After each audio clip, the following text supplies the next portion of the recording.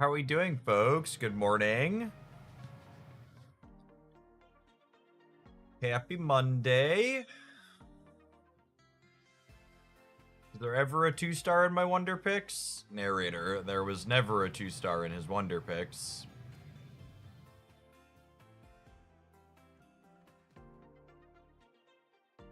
Jorduadoshi, thank you for the 55 months. I appreciate the over 5.5 years. Welcome back.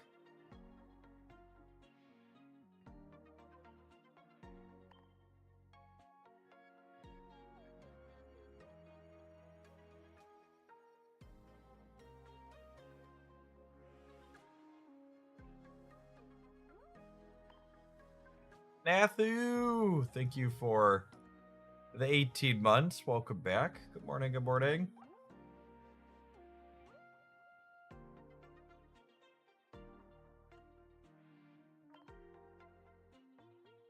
I think if the Arceus-Dialga deck is the best deck in the metagame, that's probably a pretty good spot for the metagame to be in. Sleep Death, thank you for the 2/3 of a year. I think Arceus-Dialga, the type of deck that Arceus-Dialga is, pushes down things that I would prefer not be good, for lack of a better term. Let's see how our promo packs are this morning, huh? For the 2/3 of a year, Sleep Death, welcome back. It's a nice one. This is a card I want to build with at some point.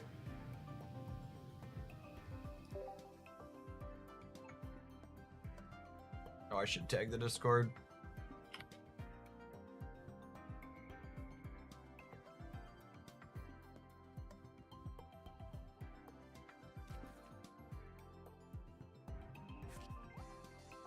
Dairy. Live on YouTube. Perfect. Shout out to the 9 early like button pressers on YouTube. You rock.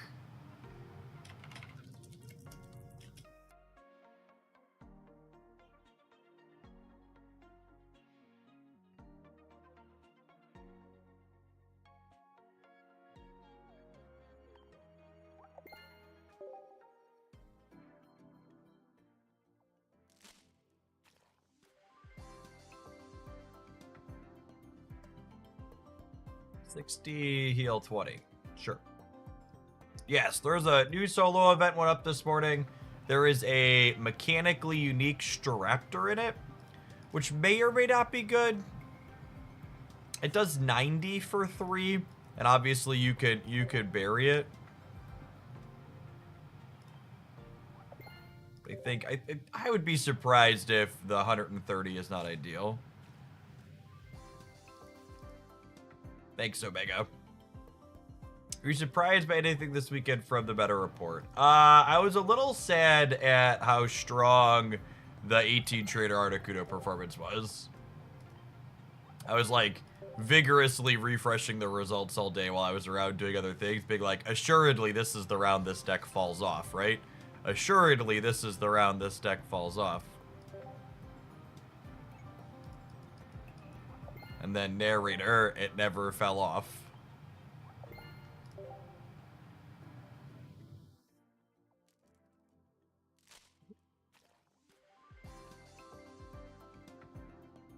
Dialga Arceus is the deck to beat. If you didn't catch the meta report yesterday, you should take a second to watch it, but objectively, on every measure, Dialga Arceus is #1 with a bullet.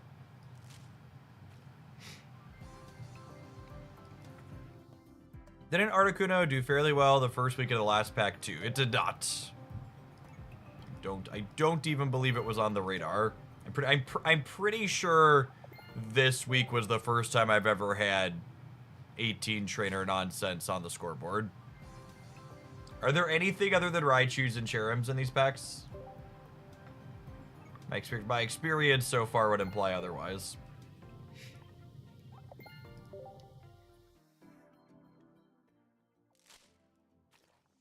Hey, look, there we are. This is the new. This one's mechanically unique. There's 3 Staraptors in the game now.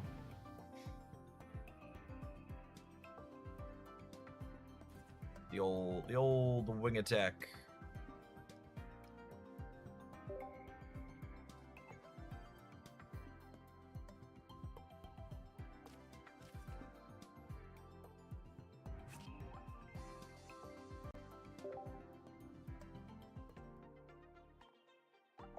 Yeah, like the 18 trainer water decks got objectively better with the release of Irida into the metagame. Ooh, shiny. Now, if only this wasn't frequently worse than Dragon Gibble.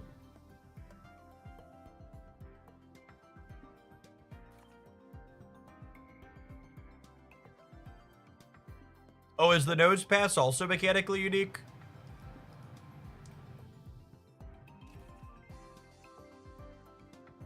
Eggs. The eggs got scrambled this weekend. The Arceus-Dialga deck is one of the types of decks that puts eggs down, so that's nice at least. The Executor decks struggle when the top decks can kill them in 1 or kill them in 2 through a Cape and a Erica. So dealing, what's the magic number? 230 damage over 2 attacks is kind of the magic number you need to scramble an Executor. And Arceus does that very cleanly with 2 bench Pokemon. What was it? You need 2 bench Pokemon for your first attack and 3 for your second to deal 230. And if they don't have the potion or the cape and they just have the Erica, you only need 2 bench Pokemon.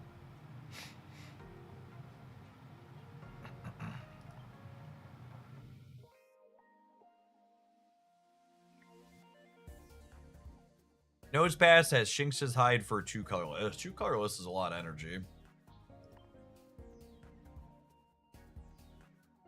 A lot of energy.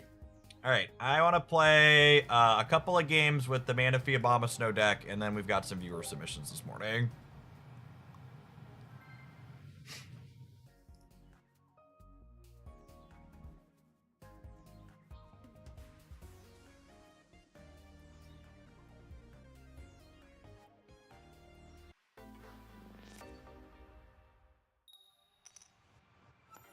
Madden, thank you for the very generous tier 3 and for the 20 months. It's a long time. Welcome back.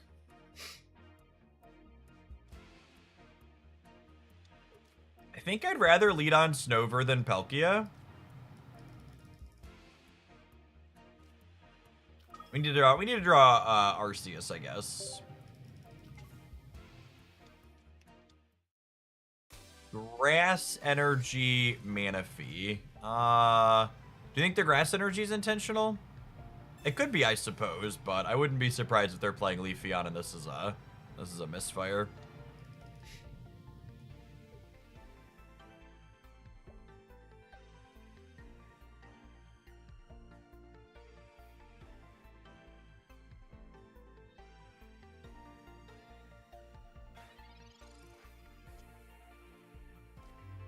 I want to maximize my chance of finding Arceus, which means I want to Professor's Research before I Pokeball. Because that allows me to potentially draw non-Arceus basics before we do this. And in fact, I'm just going to chill on this for a turn, I think. Because if I draw a non-Arceus basic next turn, it makes this even more likely. This lets me research next turn before it, too. Battle Jax, thanks for the 10 months. Can't wait to take part in the Hooglandia Spriggles Open this weekend. I'm excited. I think we had like 300 signups when I looked yesterday, which is an incredible amount for this far out. How many we got this morning? Yeah, we've got 360 people signed up. I believe our open event this Sunday, or sorry, this Saturday, not Sunday, is going to be the largest prize pool Pokemon Pocket tournament to date. We've got 600 USD in cash, and we've got, I pack point in my first year right now. Let's add that in here real quick. And we've got like another $600 worth of stuff from the Pokemon Company. Got 2,400 Poke Gold to give out and over 1,400 hourglasses.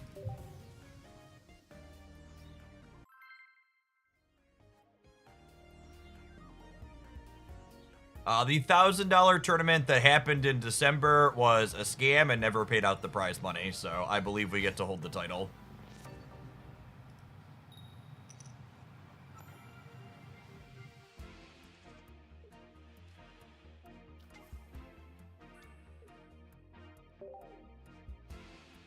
I believe we are the first tournament to have official Pokemon Company support as well. I was looking around, at least. I didn't see anybody else advertising Pokegold or Hourglasses.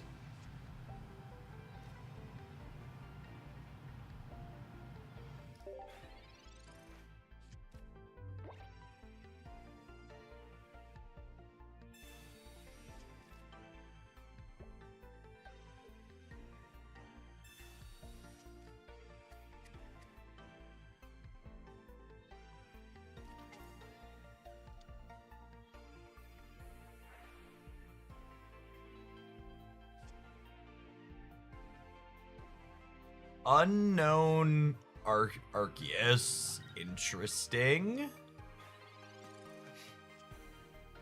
Opponent is cooking.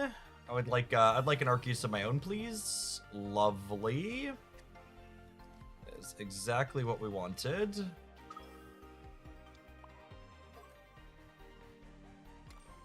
Finding up Misty for now.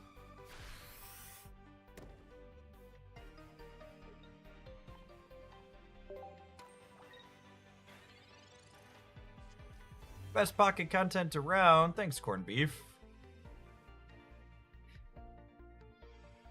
Thanks a lot for showing the Arceus Infernape list of the meta report. I don't know if the deck is necessarily good, but it plays a ton of my favorite Pokemon. I think that archetype has a ton of potential.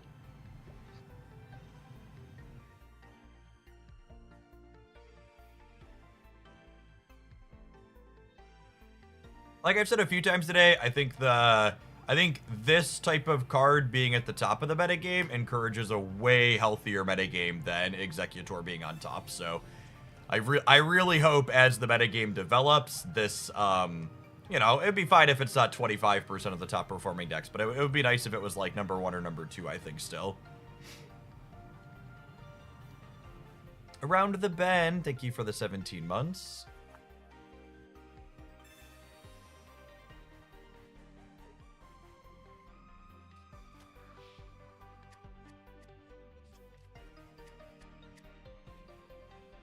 I feel a bit like basic EX Pokemon are too good, perhaps. There's definitely you are incentivized to...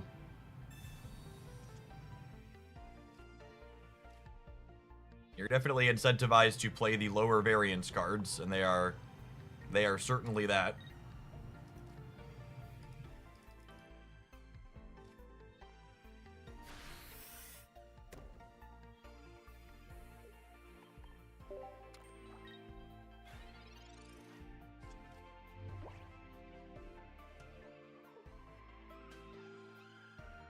I really like Garchomp. I think Fighting Box deck stuff in general is really solid, and Garchomp is no exception.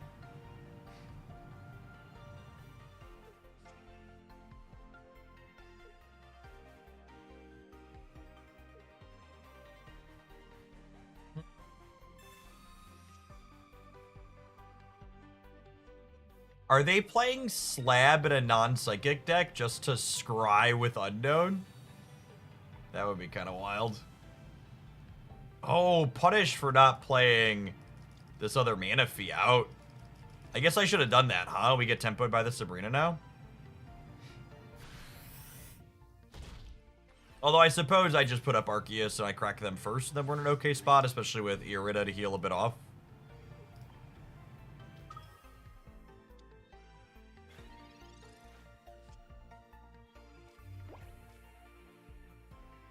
This was definitely a mistake. I'm going to draw an Abomasnow here and feel real bad about myself. Yep. Oh, although I suppose the way this lines up now, if they have a Crobat and another bench, we lose. Do they just crack us for a clean 160?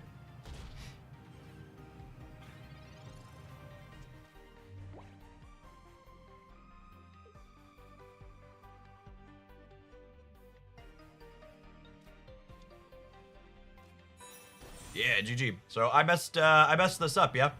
If I would have played out the second Manaphy, they would have killed that. We would have put up Abomasnow. Abomasnow would have cracked this for 80, and then my Arceus would have finished them and then they wouldn't have had a shot there. But because I failed to play around Sabrina, we lost the game. Imagine having agency in your card game chat. Couldn't be Pokemon Bucket. At least some of the time. I've heard Fighting Box for so long, and I'm too afraid to ask why it's called Fighting Box. The box is like toolbox patches, because you have a lot of different utility, one knockout point Pokemon that are good in different spots. Rigged! It's clearly rigged.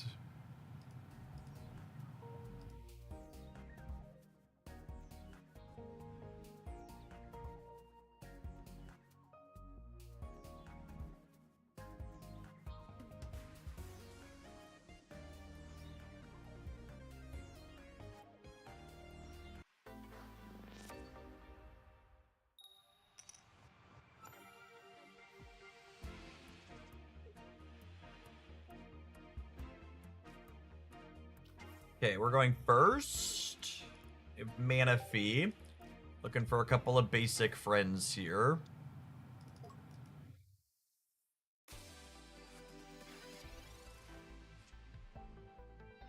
That's lovely.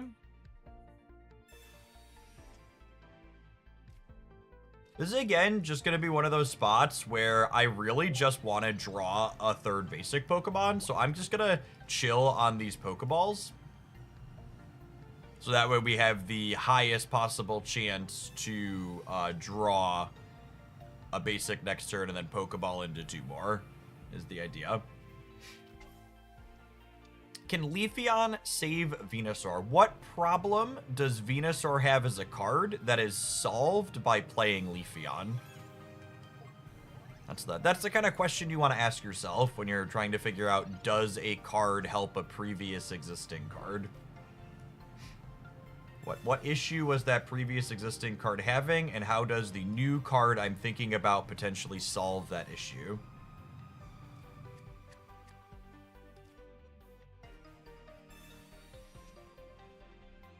Neither of those are the snowman I wanted for Christmas, chat. Truly unfortunate, unlucky. I think we leave a bench slot open in case we draw a snowman next turn.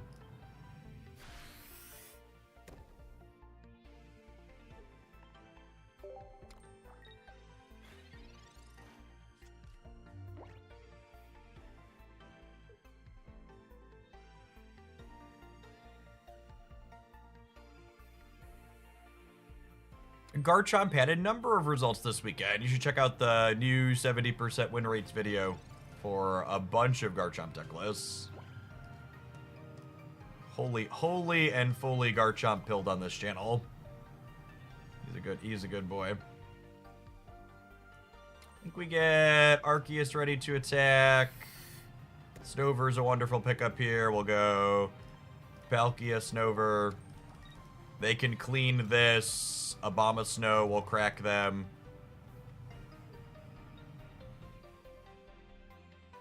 And then Arceus will finish. This is one of the reasons why I've really liked Abomasnow in this shell, because you really want to have a 1 knockout point Pokemon after they kill your Manaphy. The downside to Manaphy is you're essentially being like, okay, I'm going to have a huge energy advantage this game, but my opponent's going to get a free point to start. So by having another card that's a 1 knockout point, you make it so your opponent, your opponent's first free point doesn't really matter. So it's like, okay, you got the Manaphy for free, but then you have to go through Abomasnow, and then after you go through Abomasnow, you're going to have to finish on one of my EXs. I'm going to play this Manaphy out here, so that way we don't get got by a Sabrina that these decks often play one of. We had some heads on the Misty here, but honestly, I don't think it matters. We're probably just, like, pivoting into Arceus once we're done with this one.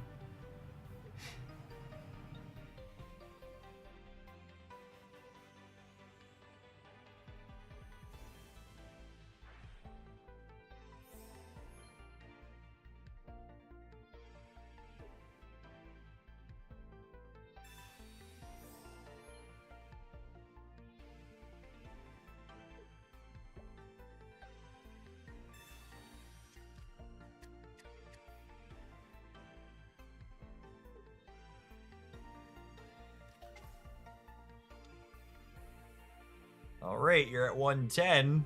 Are we still done here? It's feeling like we're done here, gamers. 130, still dead to my Arceus. It's a lot of sustain. Sure would be a shame if it didn't matter.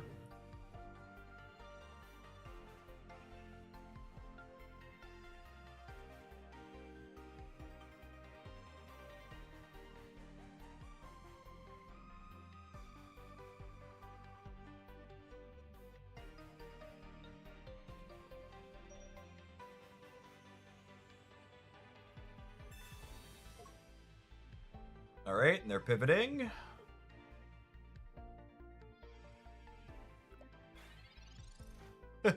Well, I mean, you know, I don't know. I don't know if the timeout really matters here, but we got him.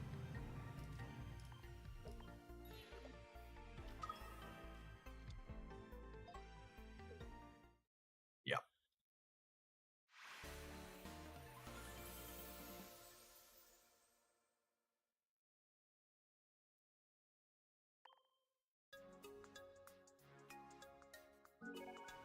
What do you think of Gyarados in the current metagame? I mean, dealing 140 seems solid.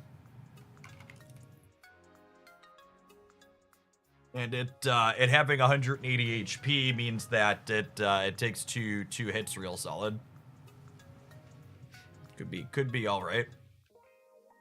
There are a couple of Gyarados deck lists that put up results.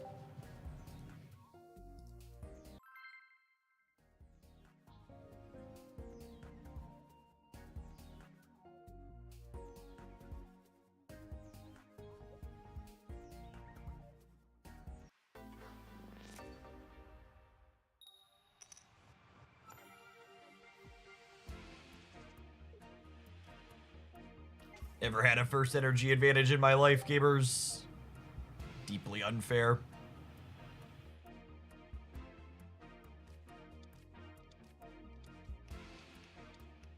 Far-fetched.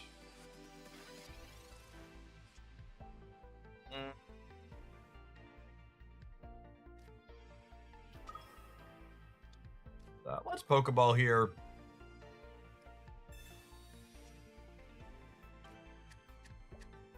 I'm not gonna play this out just yet. We'll vibe for a turn.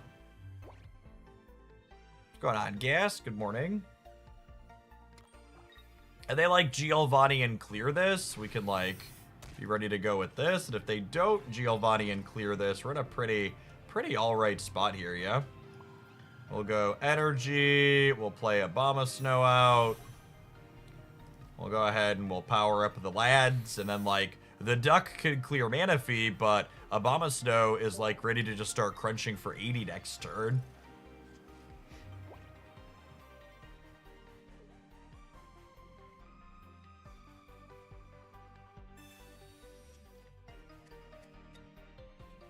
They have Psychic Energy in their deck too. What are they doing? Something interesting over there.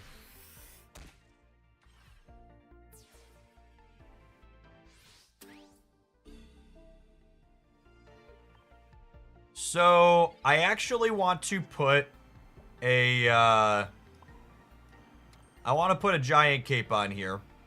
Because, the Staraptor plus Berry could crack this for 130 next turn. So I want to make sure we live that.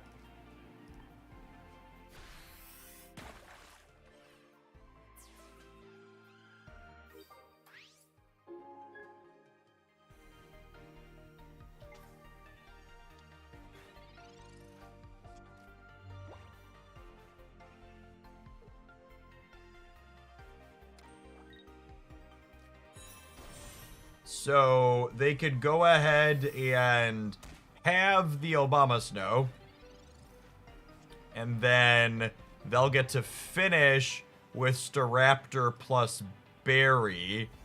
But so long as I draw another basic for next turn, we'll be able to clear what's left of the Staraptor with Arceus, yeah?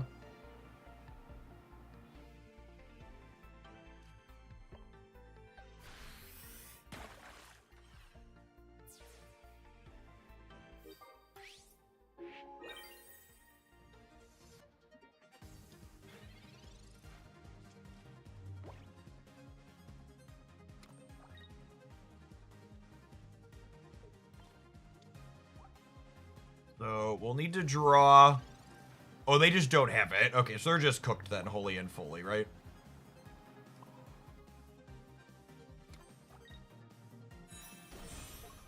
If they had the berry, we were probably still in an okay-ish spot, but without the berry, they're just dunzo here. Are you going to take a break from tournaments because of the current meta? I don't know that we really know what the current metagame looks like, but I also am not going to play tournaments every day.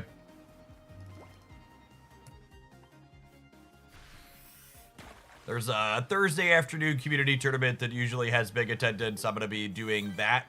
But otherwise, my schedule for the week is going to be Pokemon Pocket in the mornings and then Snap in the afternoons, with Thursday being the inverse, so we can play the Thursday tournament. But playing in tournaments is a bigger commitment. And unfortunately, playing in tournaments doesn't have markedly better metrics than just like playing regular Pokemon Pocket content. So it's tough to justify like locking myself in and potentially having a long afternoon for metrics that are just like the same as playing the random queue. Like you look at all the most successful Pocket content and like basically none of it is people playing in tournaments, so that's not really an extra driving engagement factor. Kudu, thank you for the 2 months of Prime. I appreciate it. Welcome back. Speaking of content and engagement, while these adverts are running, consider engaging with the YouTube live stream. I'll catch you on the flip side. Don't go anywhere. Do the tournament YouTube videos do well? If I have an extra deep run, the video will maybe do a little bit better, but still not markedly better than other content. Actually, the best way I could say it, the best comparison I could give is videos showcasing deck lists that did well in tournaments perform better, but me doing well with the deck personally in a tournament does not perform markedly different or better than me playing a deck that someone else did well in a tournament with. So like, just grabbing a deck list that did well in a tournament and playing it myself generates similar metrics to me actually taking the time and like spending a bunch of extra time and effort playing in the tournament personally.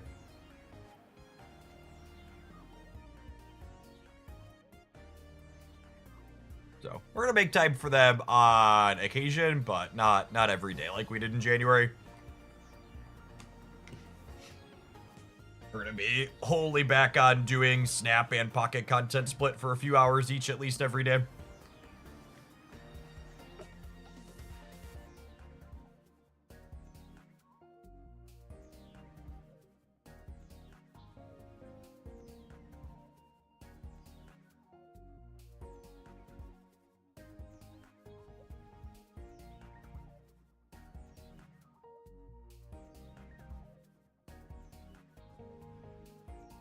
Did subs go back up now when you did half Pocket and half Snap? Yep.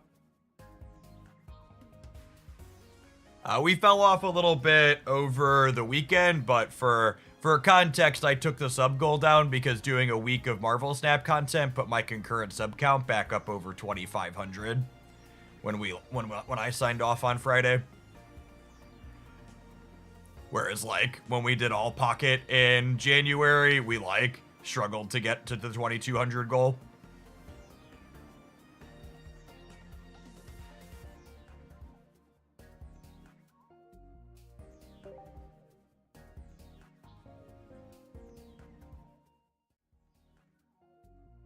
So, Pocket content's not going anywhere. I plan to still be here making it almost every day. Doing a mix because I'm enjoying it and it's fun, but Snap's also been good, and if Snap is good, it is a little bit more sustainable. Mike Awesome, thanks for the 22 months of Prime. Welcome back.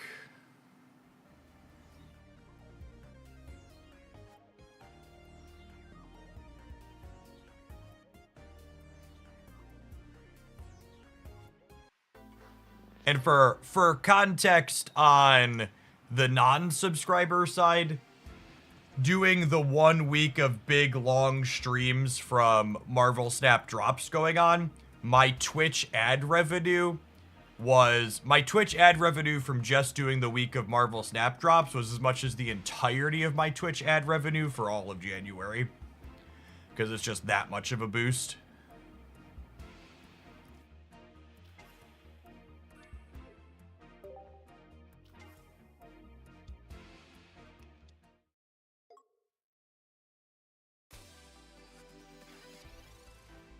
Manaphy on 1 burst energy advantage. Things you love to see.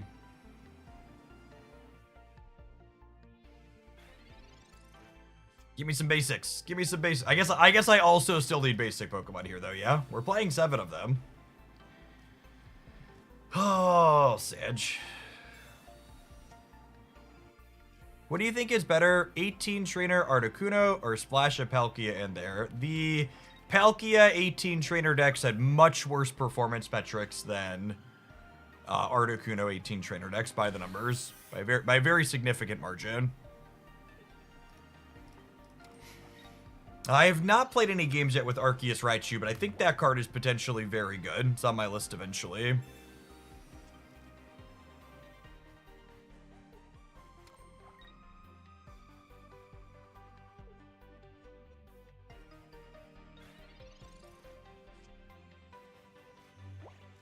Snover is a perfect draw. That is exactly what we wanted for Christmas. Let's do this. Let's do this. I might still want this other bench slot to be another Abomasnow, so I'm gonna leave it open for a second here.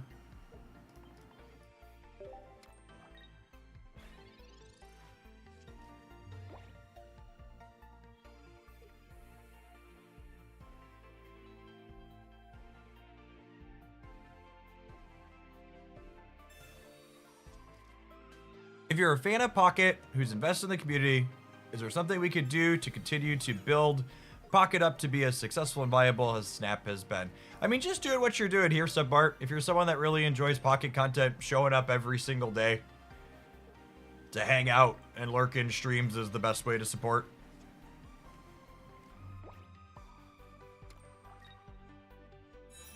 I think I'm going to continue to leave this bench slot open for now.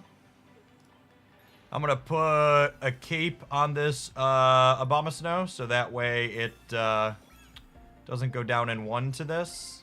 Although, I suppose, with Shaman on the bench, maybe I'm actually just supposed to let it get knocked out.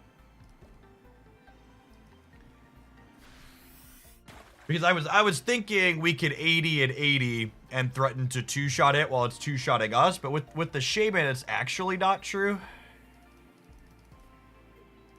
Although I suppose the way this plays, I can leaf this out and then clear with Arceus. So it's probably fine.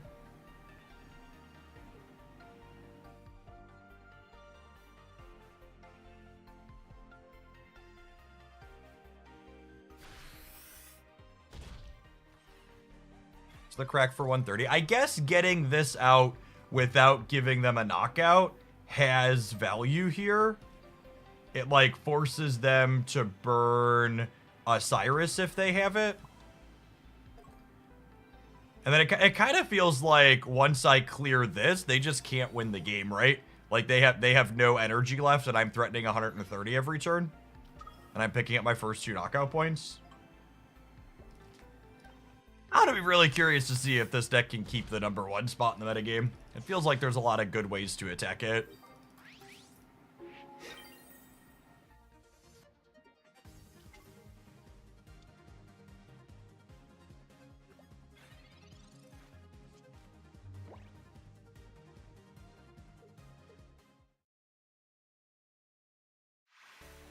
Yeah, GG.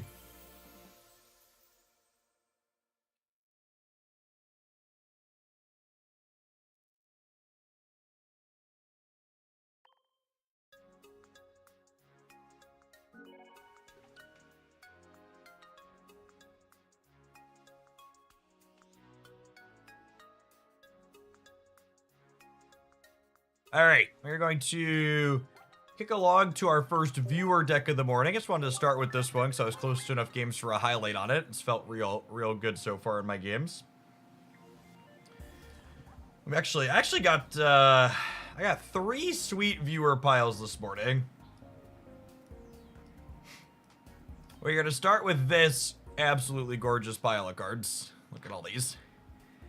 Got all these rainbow friends in here, chat. It's a little Mismagius Leafeon action. Both pretty reasonable lead EX Pokemon. And then pivot into Arceus as our finisher. Sounds very, very appealing. So let's hop on into some games with this one.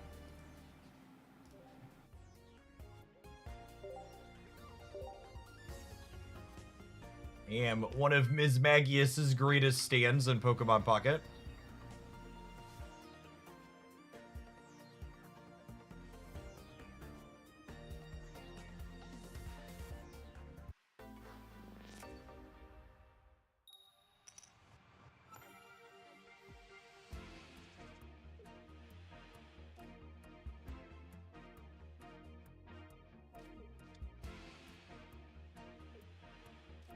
I don't know if I want this to take hits or not. We'll see.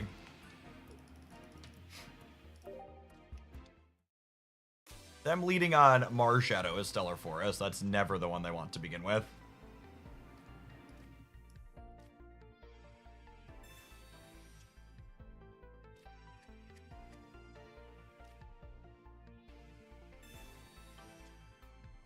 Really like to find an Eevee here.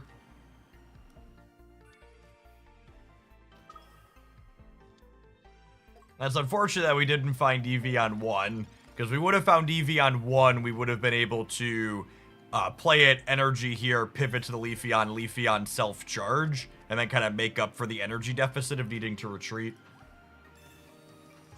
Maybe I was supposed to research before we Pokeballed to maximize our shot at Eevee here, since I already had the Leafeon. It's very possible.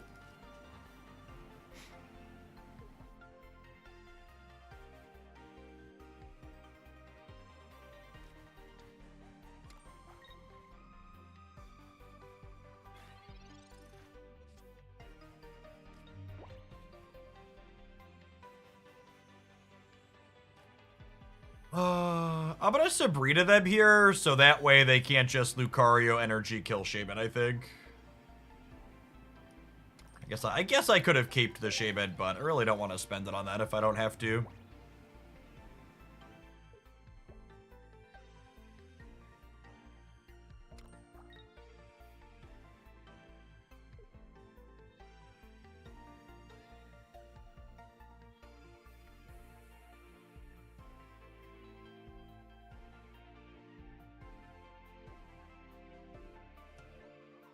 There were sprinkles of Mars throughout the tournament. Is she being carried? I struggled to picture where she's coming in clutch.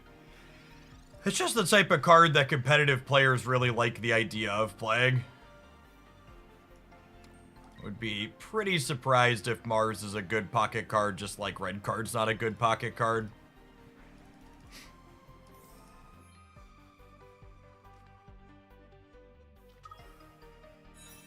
Well, evolve here, so that way if they have Lucario, they can't one-shot me.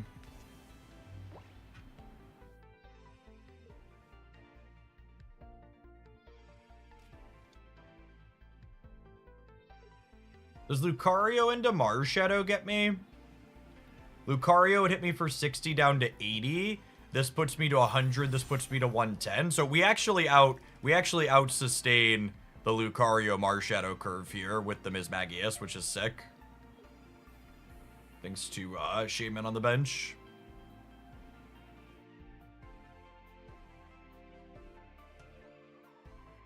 Is there a high density of Stage 2 Pokemon being played? No, I would argue there's less Evolution Pokemon being played than ever right now.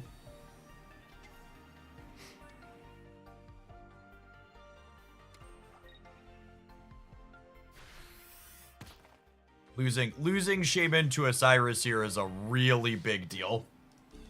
It means that they only need to knock out one of my EX Pokemon to win the game from here.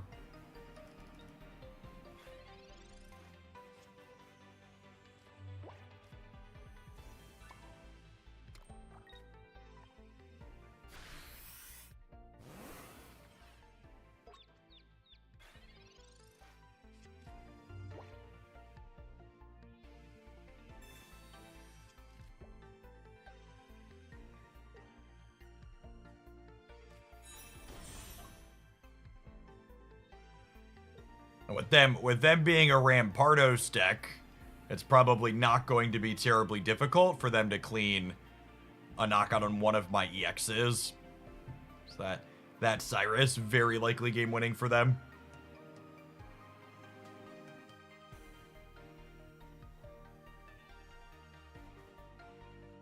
I wonder if we'll see them retreat this Lucario. Because if they have the Rampardos, they're incentivized to pull this out, so they get to keep the fighting coach bonus, so Rampardos can crack for 150. I can see a world where it's correct for them to like pull this out and move into Mars Shadow.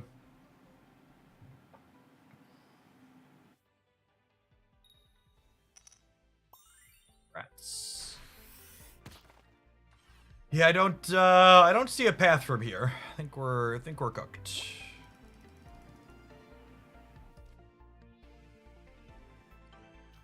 I clicked the wrong one. I think we were cooked either way. I could have played EV and had EV clear this, but I don't think that matters. I think we probably still die to the Rampardos, even if we kill the Mars Shadow.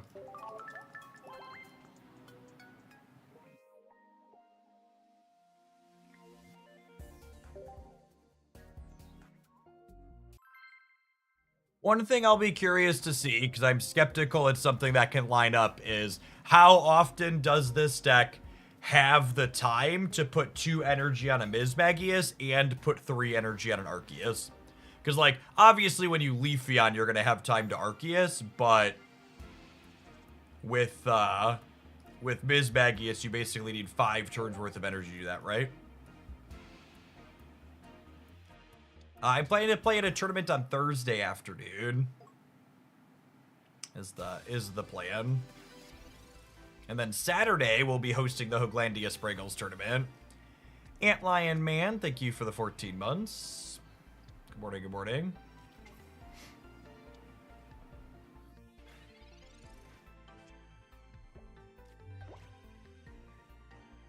Looking for some basics.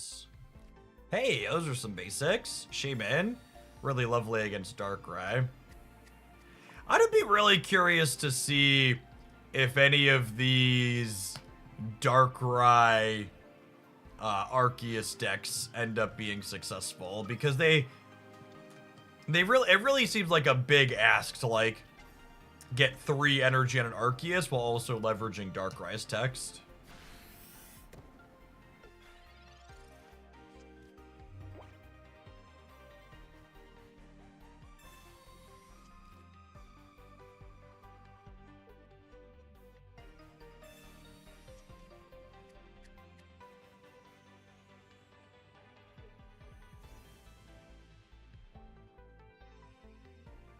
Oh, I like the idea of Celebi over Arceus a lot, Wake.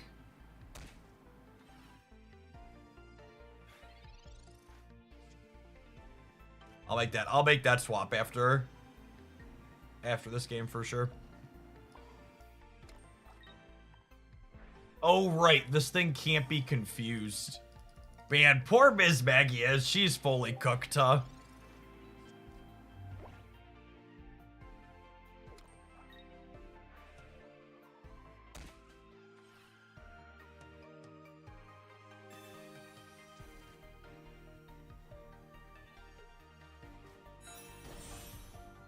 Get an anti-special condition card in the game when special conditions aren't even good.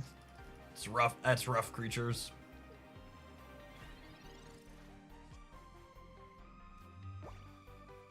All right, my hat lady is here.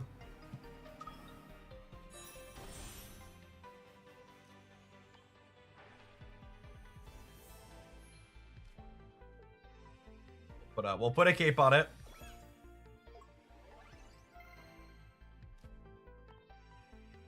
Full delusion.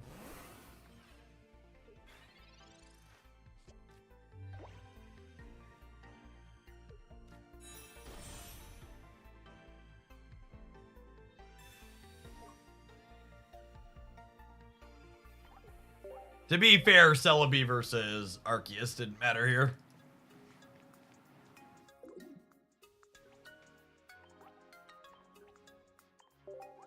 Dead regardless.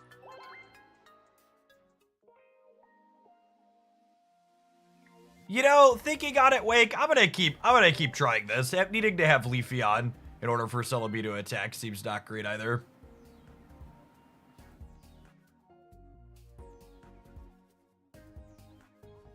I think Arceus being immune to confusion probably means this is DOA though. Mismagius in general.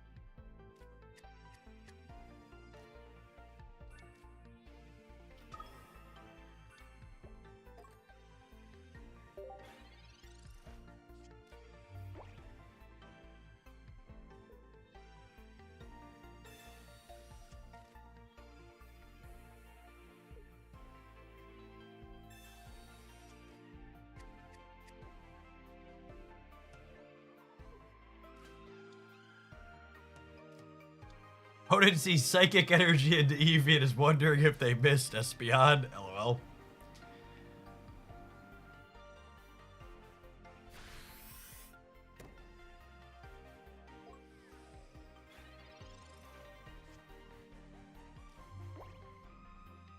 Yeah, I agree with that, Biker. Is it like a flavor thing that Arceus can't be affected by special conditions?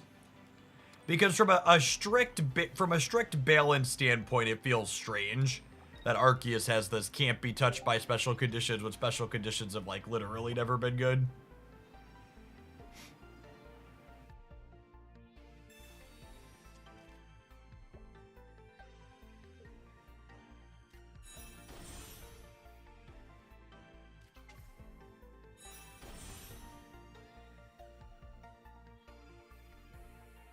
I don't know if my body is ready to get 116 here.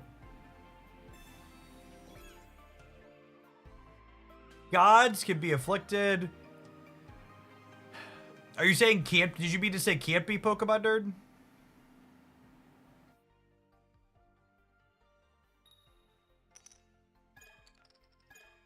Well, that's like the opposite of dealing 160.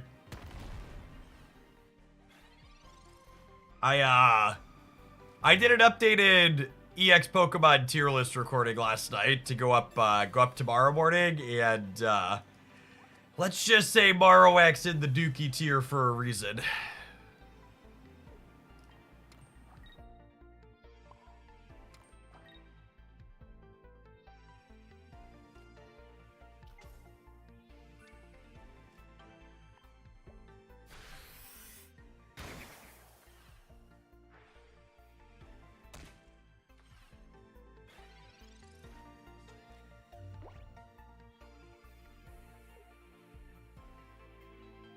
Hey, Mikhail, thank you for the quarter view. I really appreciate the support for the pocket content. Welcome back.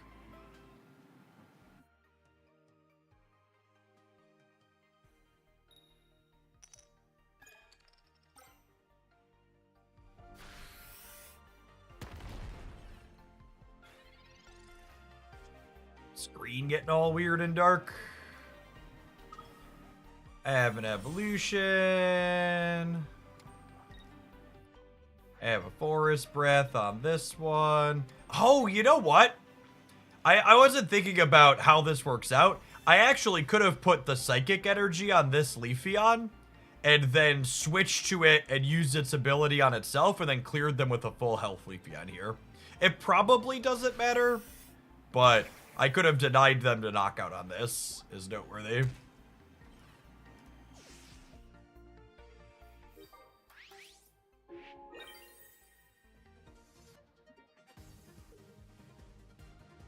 Double Leafeon, letting you attack with this the turn you evolve it, is a good one to commit to memory.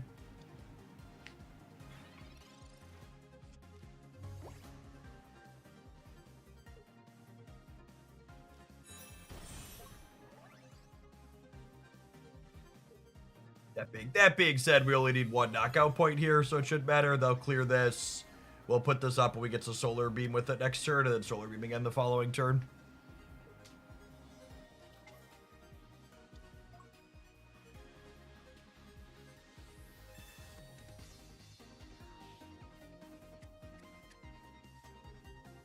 Got me.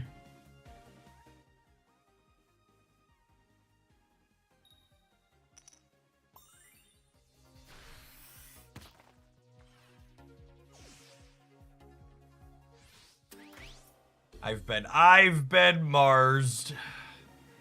Not sure how we'll ever recover or win the game.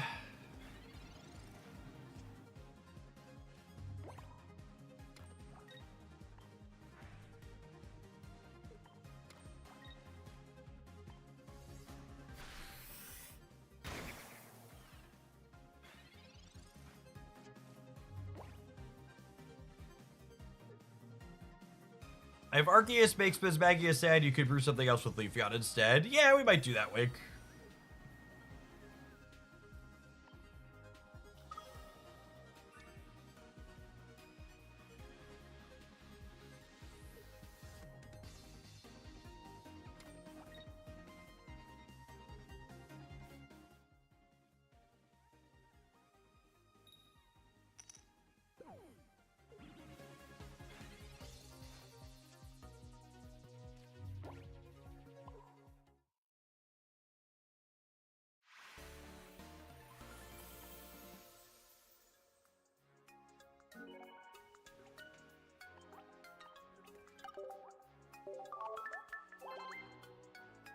Steamers.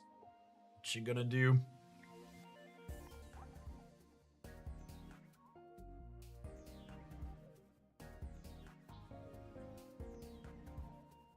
Did I have any other Leafeon piles I wanted to build?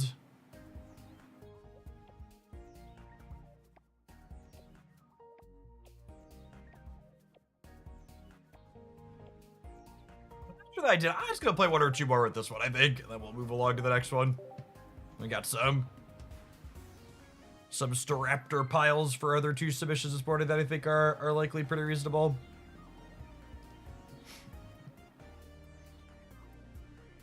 Urban Mechanic, thank you for the 22 months. Welcome back.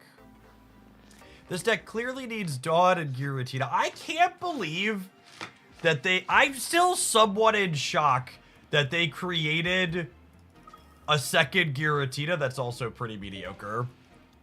Especially considering there's literally no ways to attach extra Psychic or Grass Pokemon to dragons. It's such a strange choice.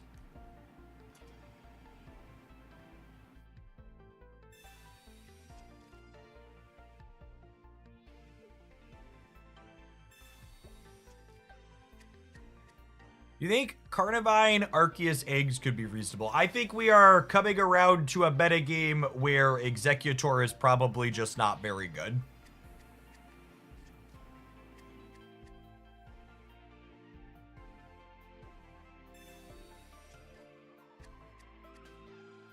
I think Executor is a card that just isn't going to line up very well into Arceus being popular. Yeah, which I think is a good thing. I think Eggs had its time in the sun. Let it play second fiddle for a little while.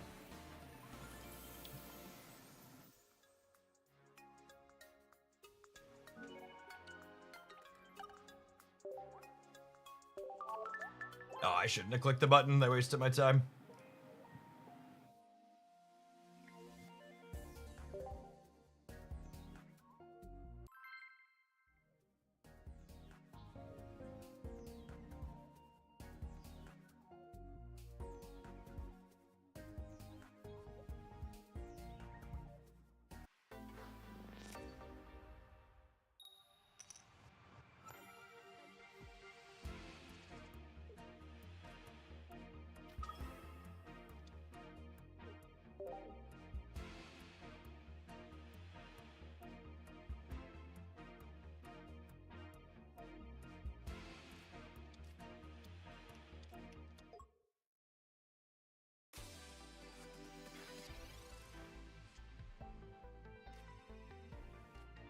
Looking for an Eevee, 50%. Sorry, 40%. Forgot we had a Shaman. Oof. Oof.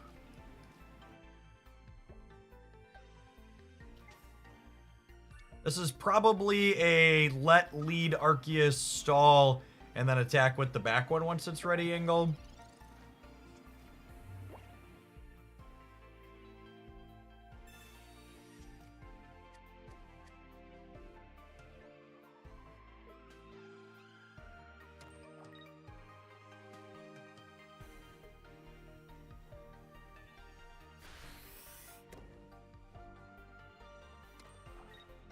Can we kind of predict when the next booster packs will be released? I heard speculation talking about when rank drops. Yeah, I've heard that speculation too, but that's all it is, right? Previously, we've had data mines that indicated when set dates were going to release, and my understanding is data mines didn't update with this last patch from the end of April. Yeah. I have not played with New Raichu yet, but I would be surprised if that card's bad. I think it has good numbers.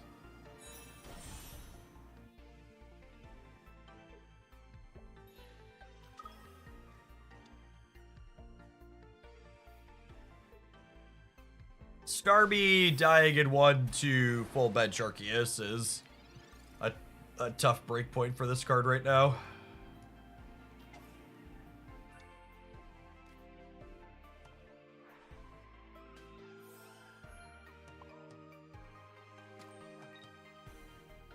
I've talked a bit about this on stream at the end of last week, but I genuinely think it would probably be good for Pocket if they considered doing more regular, smaller releases as opposed to less frequent, bigger releases. Like, I think releasing one booster pack every 4 weeks is better for the game than releasing 2 booster packs every 8 weeks. More frequent, smaller releases creates more regular meta churn, which would be good for the game. And more importantly, it would mean you could trade cards faster. If you release 2 packs every 6 to 8 weeks, it means you have to wait a month and a half to 2 months to trade the set before it. Whereas if you release a set every 4 weeks, it means you only have to wait a month to trade the cards that are the second latest. And it lets trading do a heavier lift in supporting the economy.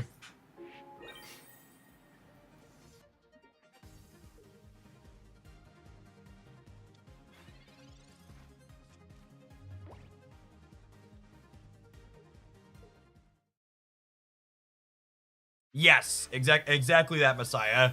From a decision paralysis perspective, releasing one booster pack at a time leads to less feel bads because there's less, oh, which of these 2 new packs are coming out is the right one for me to focus on.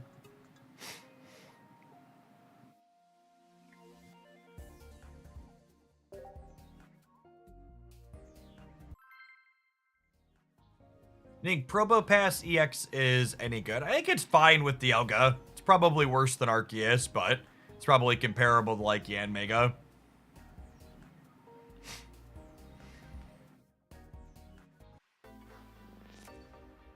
Dealing 90 twice notably kills a Dialga through a potion plus a cape. Or kills Arceus through a potion plus a cape, so it's probably fine.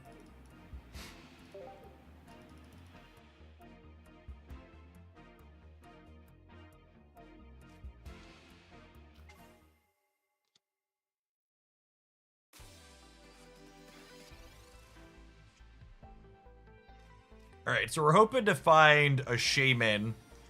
So that way, Mismagius, perfection, can live through 2 slashes. So we can confusion them to try and blank it all together. Oh, I should have Pokeballed before we did this. I'm talking and clicking.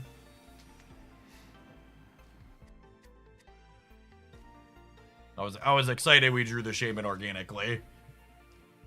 My mouth was running while I was playing my cards out.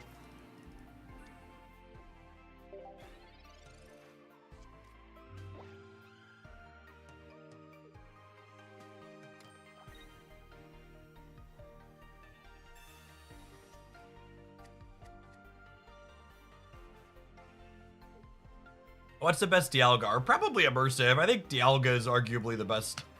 I think Immersive. Dialga Immersive is my favorite Immersive in the game.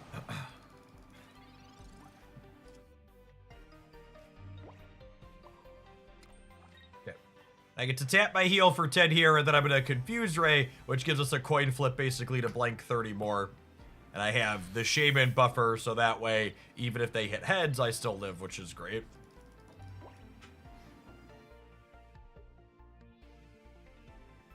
If this is 18 Trader Cheese, Mismagius Mismagius is really good against them. Which them not playing out the card they Pokeball makes me think this is 18 Trader Cheese.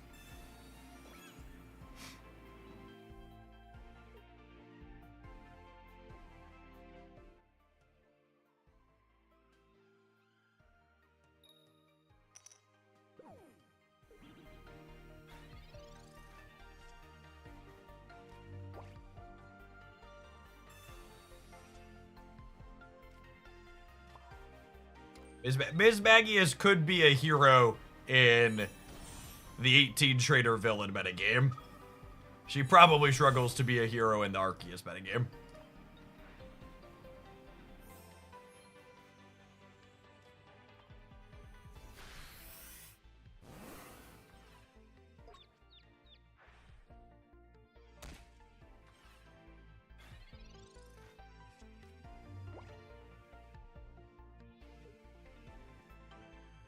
So as 18 traders, you just hit Misty or GG. No, not at all. The deck is incredibly reasonable and competitive, unfortunately.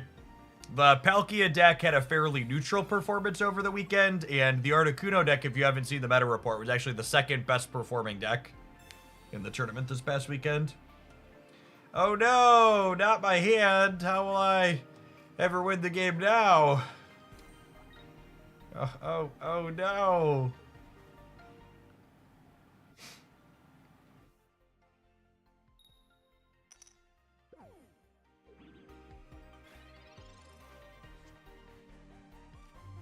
Irina is probably the best card in this set. Yeah, I'd agree with that, I think.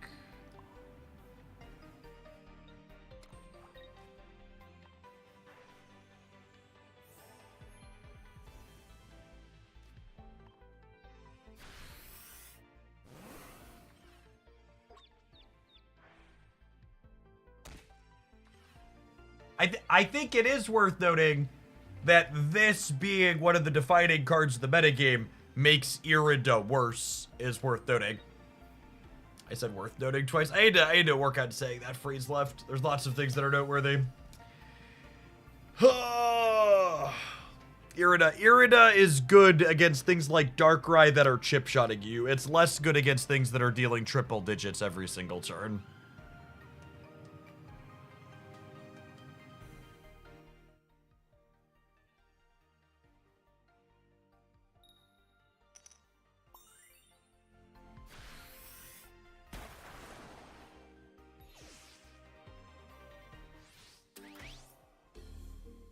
Alright, so they crunched through that one. Shaman is ready to peel off the chip shot damage here. Leafeon is ready to finish this Palkia. And then the goal here is going to be get this charged so we can confuse the back Palkia.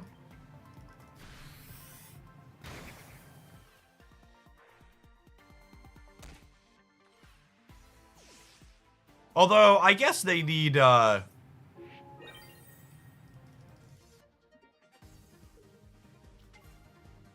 going to need Misty Heads to get us before they get cleared by Solar Beam, yeah? They go 30, we go 70, they go second energy, we go 70, they go third energy, we go 70.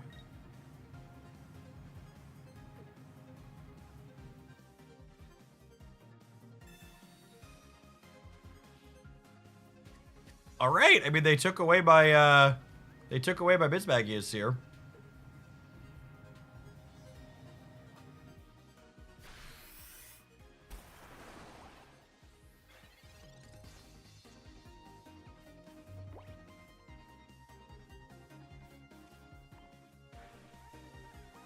First energy, 70, they go second energy, 70, they go third energy, and then this finishes. This'll kill them through a bunch of Iridas, right? 1, they go 2, 2, they go 3, 3, we kill them.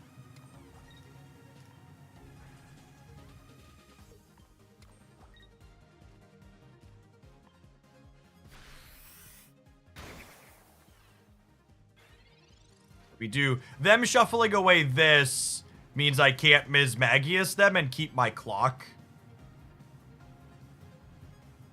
So this means they need Misty and 1 coin flip instead of Misty and 2 coin flips with the Mismagius because of their Mars. So they still need to have a card and win a flip, but those 2 things need to happen.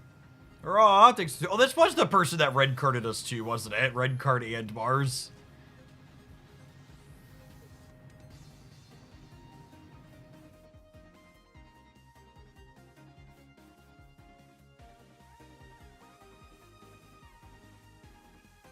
With so many Arceus being played, we can see a rise of Pidgeots. Can you explain why Pidgeot is good against Arceus? I don't understand. Like, you think to clean out their bench? Like, pull their bench Pokemon up?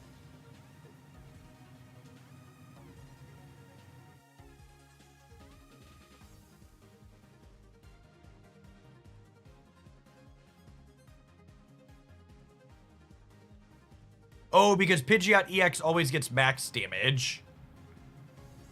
Sure. Yeah, I guess that's true. That cleans an Arceus in 1 when the bench is full. Most Arceus decks have room for Cape, though.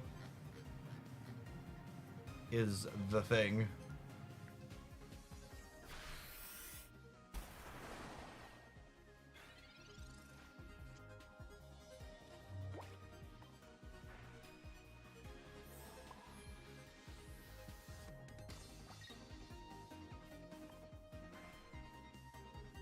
I guess it's optimal to give Shaman the option to attack at some point. Pidgeot EX max is at 140. Alright, my lady, flip your coin to win the game.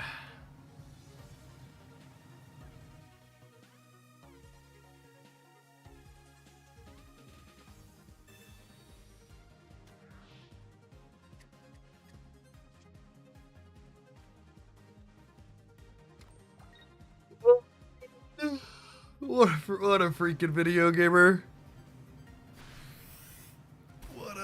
What a freaking video gamer. Are they not playing Misty? They had to cut something for all these Mars and red cards, yeah? They had to have cut something for all of these.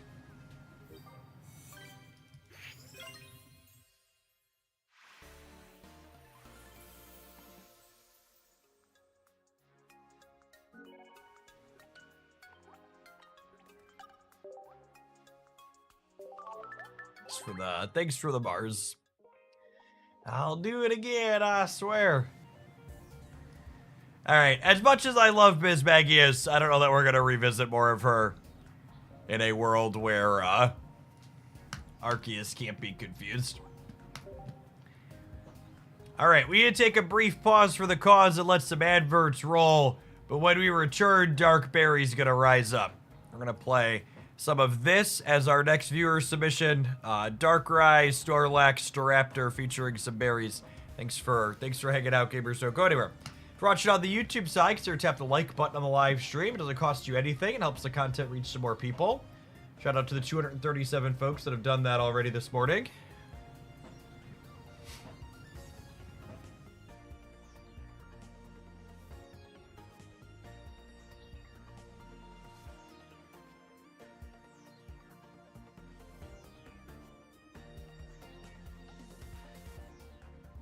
Hey, Cardboard Tech, thank you for the 57 months. Appreciate the almost 5 years.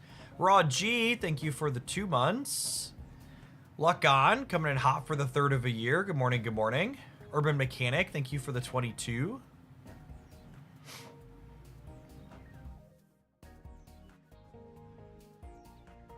Pythreon, thank you for the 83 months. That's a long time, closing in on 7.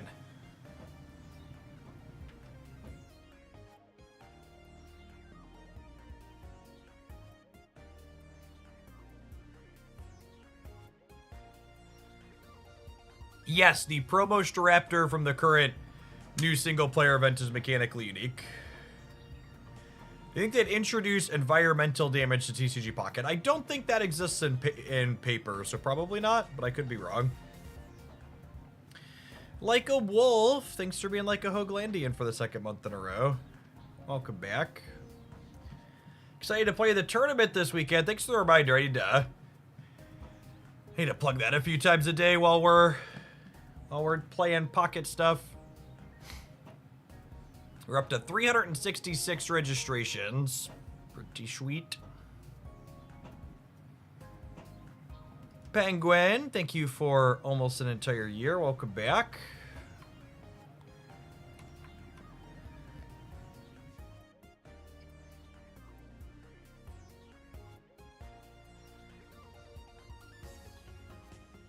Gamers, the Hoaglandia Spraggles Open Series will be returning this Saturday. If you want to watch some of those polished coverage of the Pokemon Pocket Space starting at noon Central, we'll be broadcasting all day. We have one of the largest prize pools there's had in Pokemon Pocket to date. We've got 600 USD in cash prizes distributed to the top 8 competitors courtesy of the Hoaglandia community. And then thank you to the Pokemon Company for providing us with additional in-game prizes for the top 32 competitors and some door prizes past that.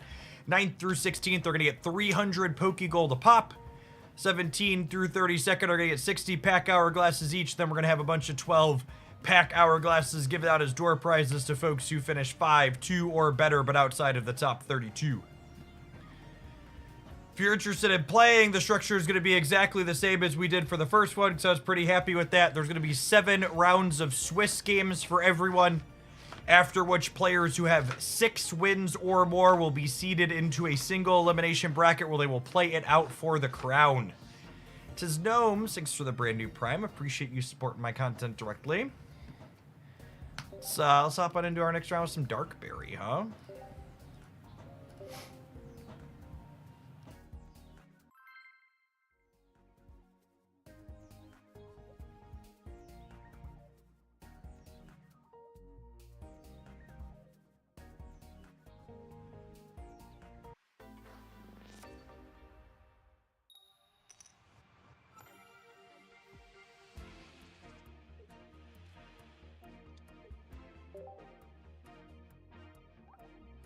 Look at how happy this man is, chat. Just asleep in the garden.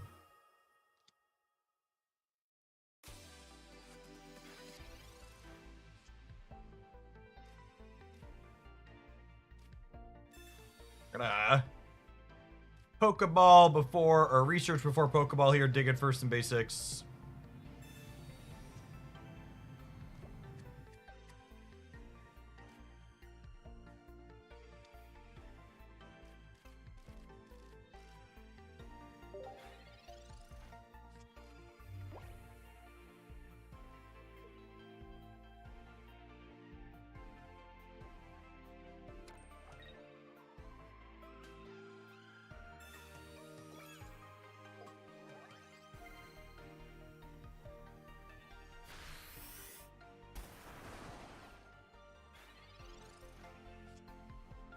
It's disheartening to run into the 18 trader deck so often on the ladder. We don't even have a ladder yet, gamers.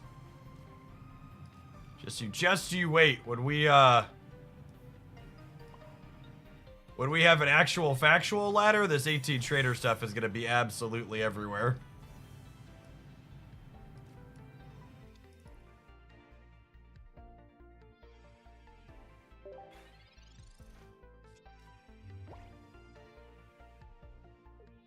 It won't even have to be the best deck in the format. The 18 trader decks just win fast and lose fast. So it's just strictly optimal to play that type of deck on a ladder setting. Yes, we are confirmed getting a ranked ladder at the end of the month.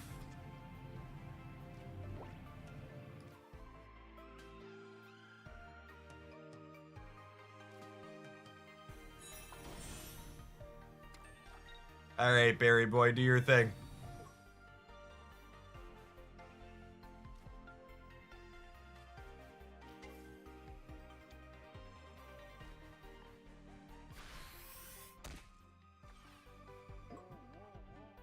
Look at Snorlax, he's all tuckered out.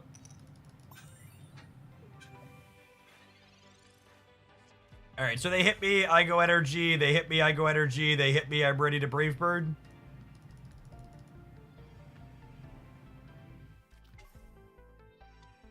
Oh, this actually is a day 2 trader. Okay. I just had a bad draw.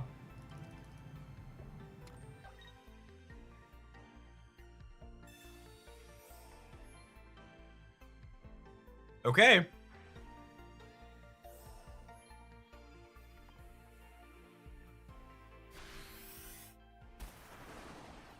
That's enough healing that could be bad for us.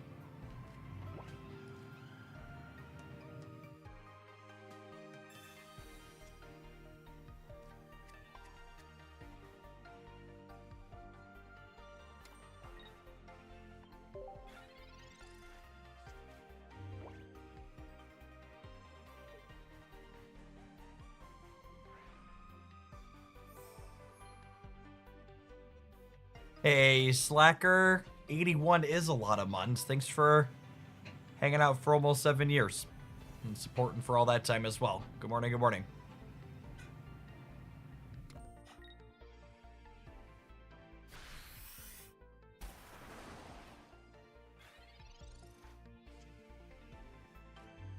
Okay, and Barry here is actually likely game winning.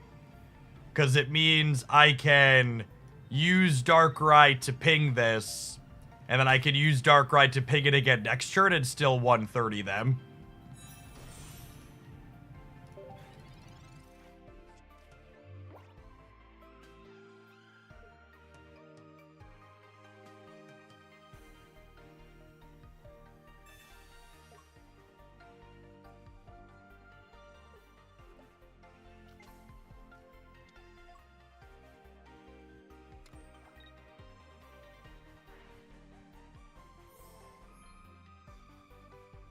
Interesting.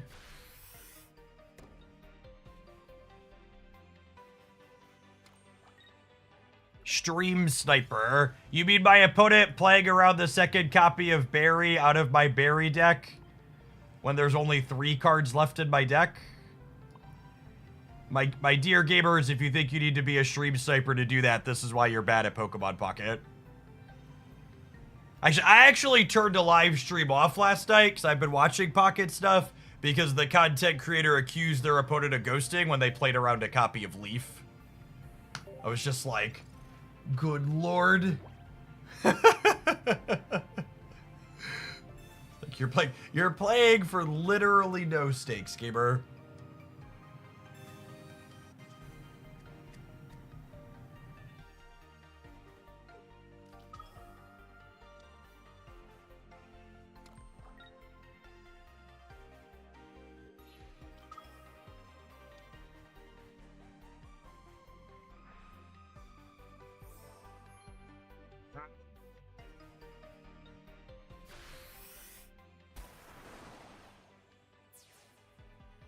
Okay, so I could use Dark Ritual to kill the Palkia next turn.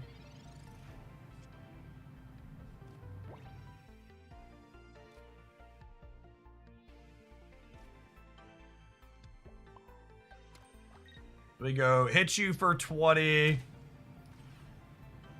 Dark Ritual, Brave Bird.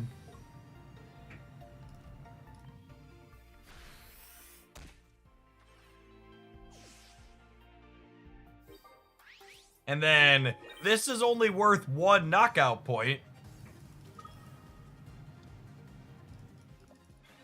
We're out of rituals though. We've played both of them.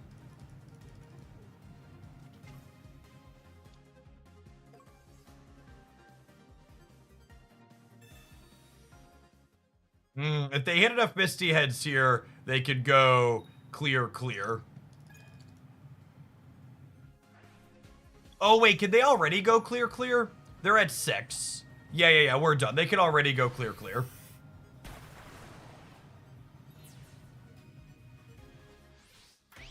Cooked. Irida being game winning for our opponent there. Investing in the lead Snorlax might have been a mistake. There's a reasonable chance I should have just powered up the Brave Bird and the Darkrai in the back. Shouldn't say. Thank you for the 16 mods. I think I got baited by the fat man.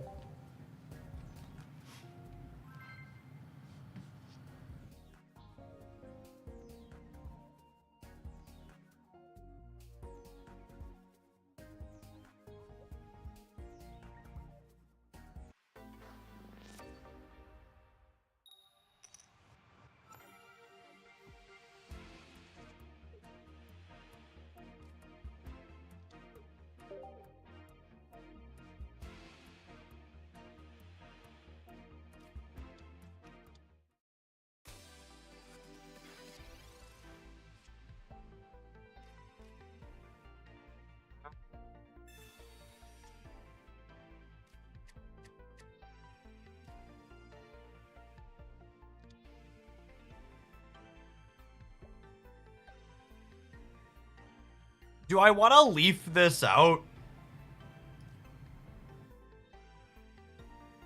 I think I do, because even if I hit my stage 1... Even if I hit my stage 1, because we're going second, they go tackle into Leaf Blade, then I get cleaned, yeah. I'll play Darkrai to play around a copy of Sabrina.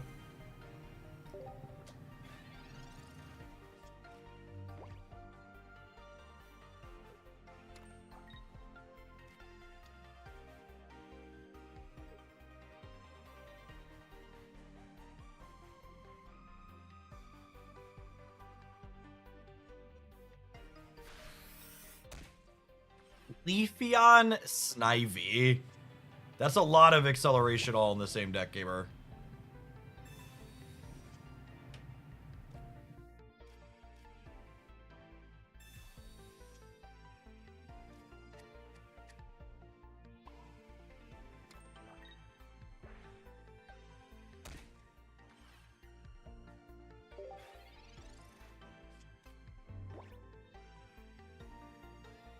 Mono Green Ramp. They are kind of playing Mono Green Ramp, aren't they?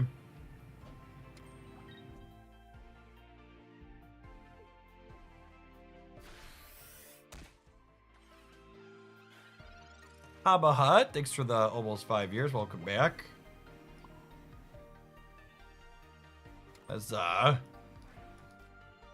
the angsty teenage bird I was looking for.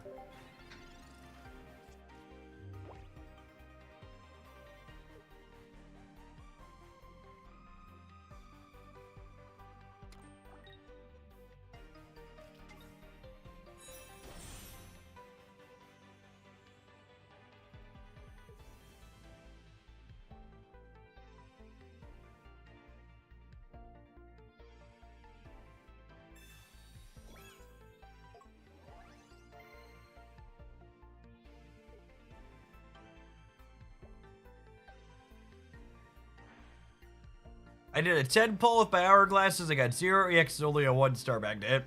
So I max spent 3 days in a row on this set. And the first day I got 7 2-stars.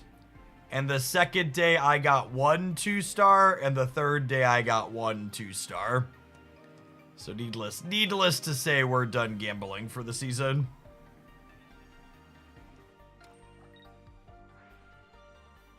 The loot boxes are not interested in giving it up.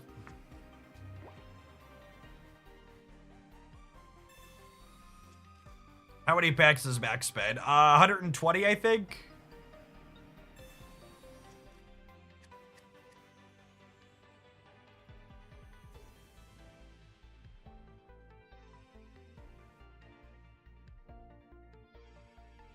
I didn't have my toddler opening packs with me on days 2 and 3. Maybe that was the problem. She was there. She was there on the first day, and we ran hot.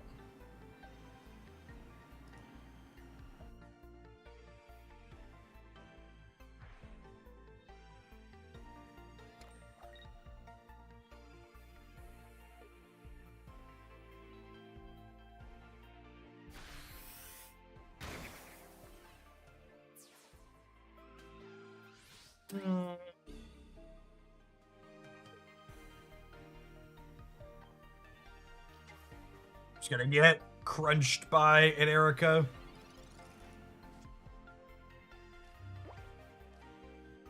Okay.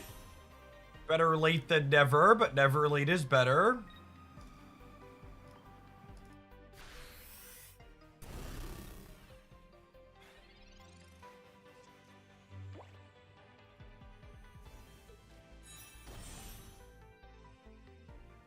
We are cooked if they have Cyrus, because they solar beam us down to 50 and then can fish us back up.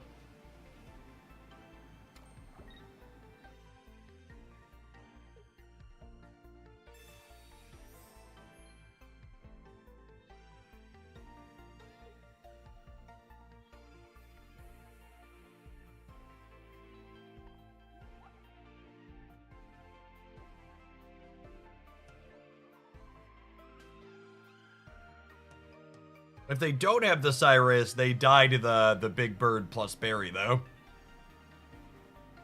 So we get to clean the green dog next turn and then dive bomb them again the following turn.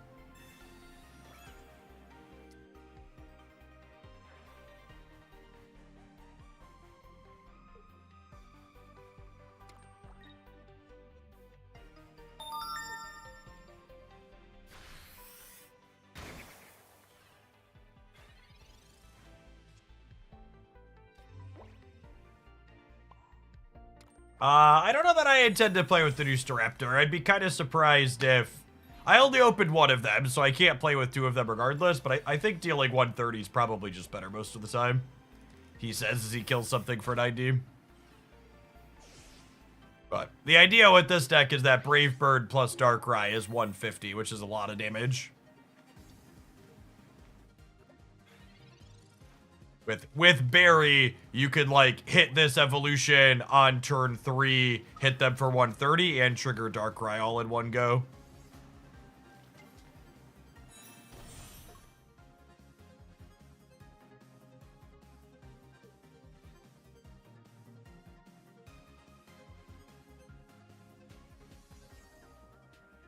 Yeah, Leafeon Superior together is weird deck building.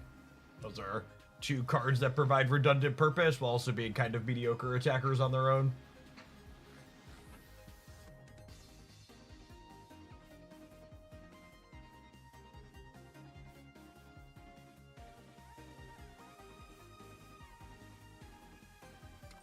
Hey, Dave. Thanks for the membership on the YouTube side. Appreciate that direct support.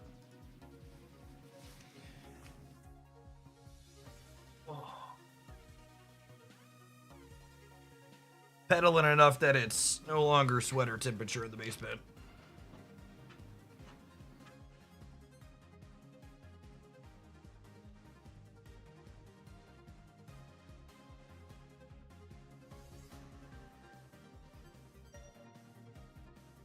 My opponent actually salt rooping here. Okay. Weird.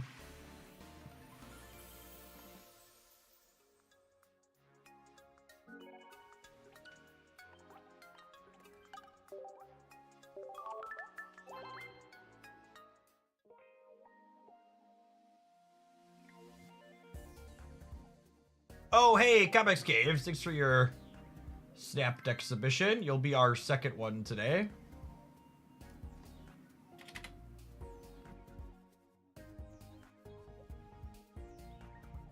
Playing those this afternoon.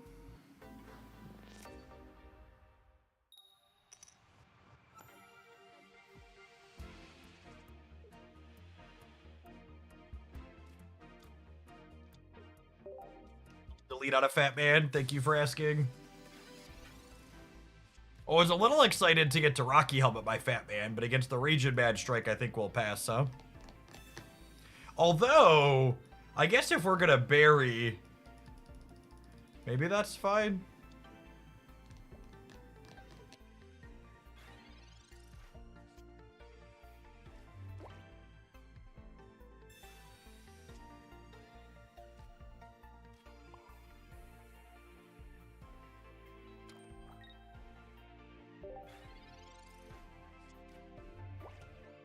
Are your kiddos gamers? Absolutely.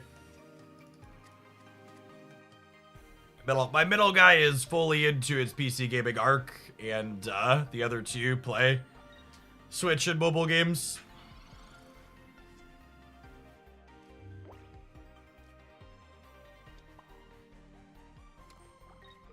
So let's put a hat on you.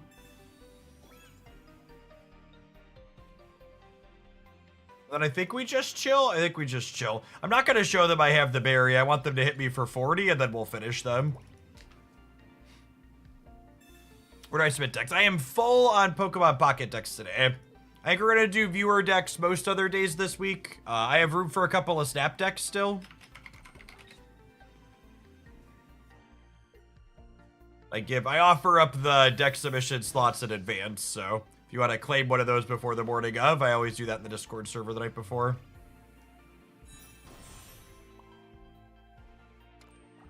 Alright, I would like to murder Rotom. Fall on the computer.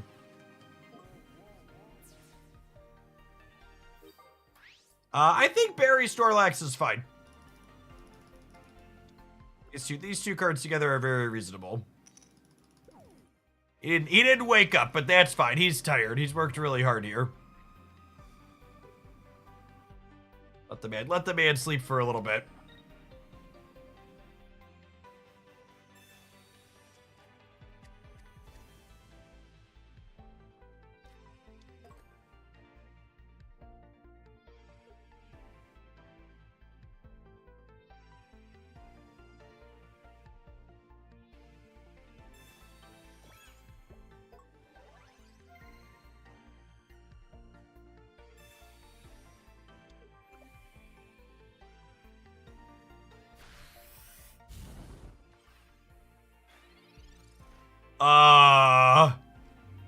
Gamer.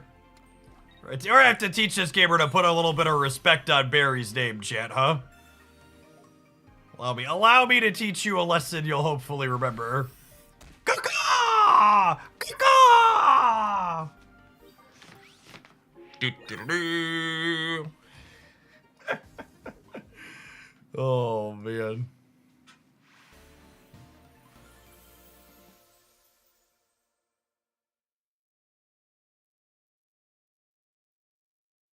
Thought they could get around the Rocky helmet and ran right into the bravest bird imaginable.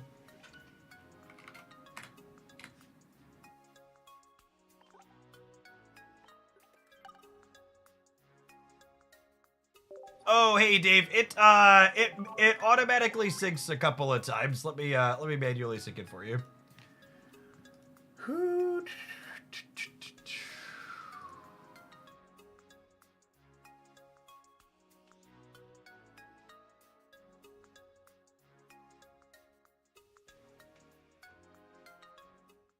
I press the sync button. It should pop up for you, I believe.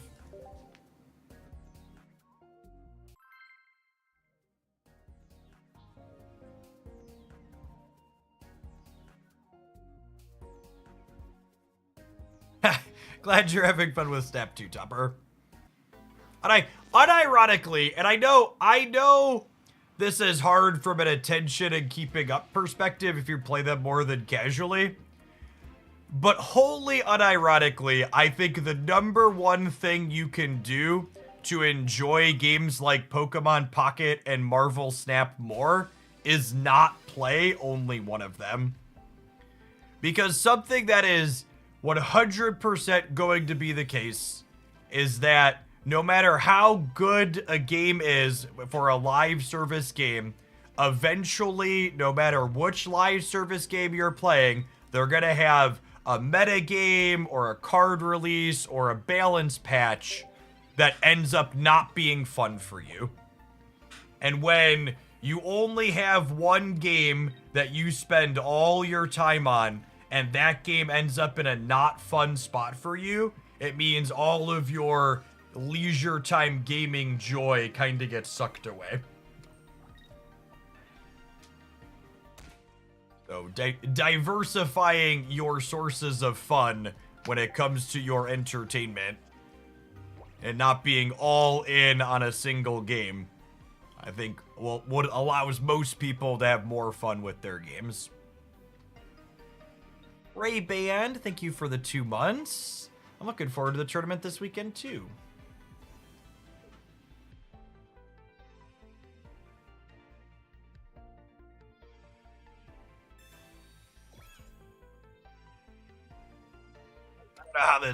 I don't know how they ever win from here, right?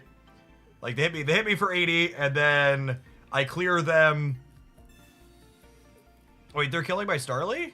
I mean, sure, I guess. But like this thing is 2 turns away from attacking, right? And I deal 100 per turn.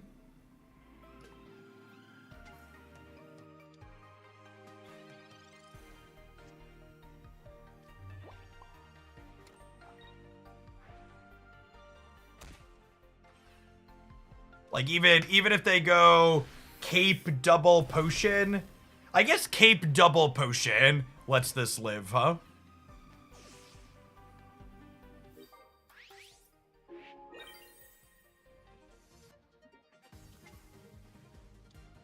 Yeah, Pachirisu this weekend had an absolutely awful tournament. Like, it was like at or slightly below 50% in a lot of tournaments last metagame. It got completely dumpstered this past weekend. And then them putting Rocky Helmet out here means they have no outs. Blue.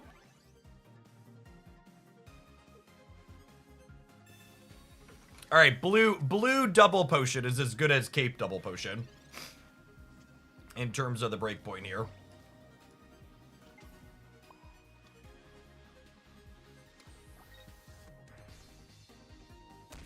And then with this other Darkrai draw, they'll also need a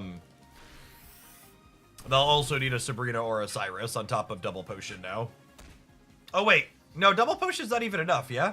It only gets them to 70. Math. Oh, I'm dealing 200. Yeah, they were just dead. Dead squirrel walk in.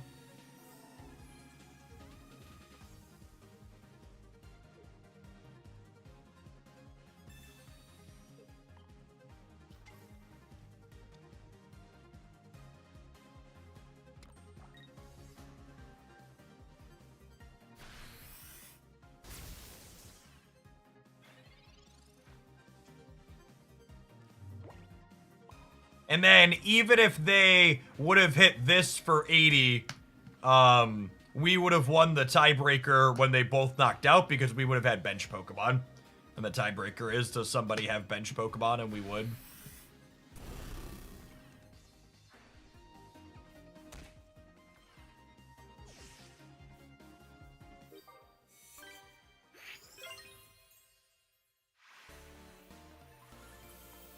Great, we need to take a brief pause for the cause and let some adverts roll. But this deck's looking sweet. We're gonna play some more of it. Neat mix of things. I'll throw it up here on the screen while we're on the break. Don't go anywhere. Thanks for hanging out.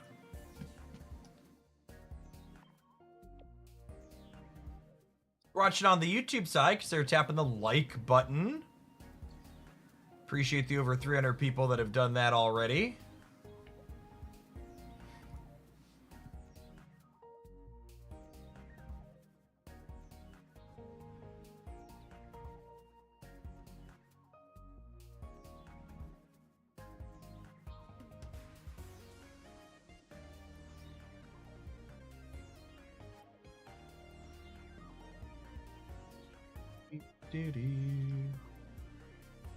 Hey, Dave on the YouTube side, did the server end up popping up for you?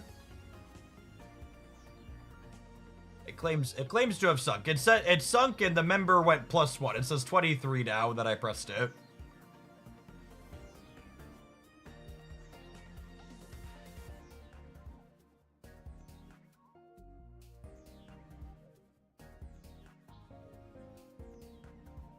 Martin Walsh, thank you for the 15 months.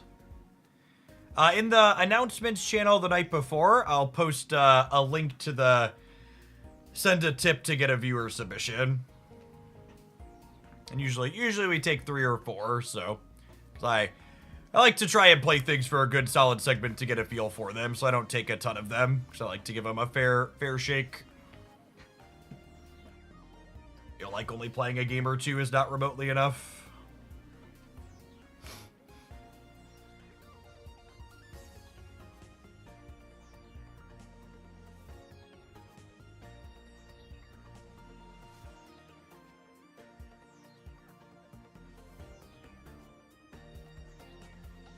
Mythical Island Egg plus Leafeon. That sounds neat. Mythical Island Egg's breakpoints are okay in this metagame, right? You do 140 to things that have 3 energy on them, which clears an Arceus without a cape.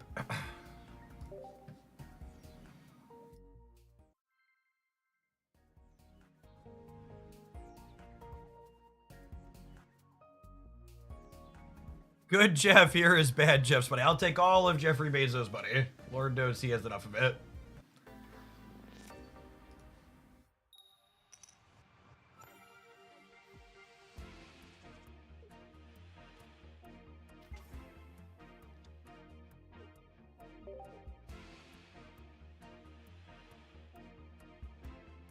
Do you think running Barry with Snorlax is actually useful or just too cute? I don't think it's likely useful at all. You're 75% for Snorlax to wake up organically after he attacks.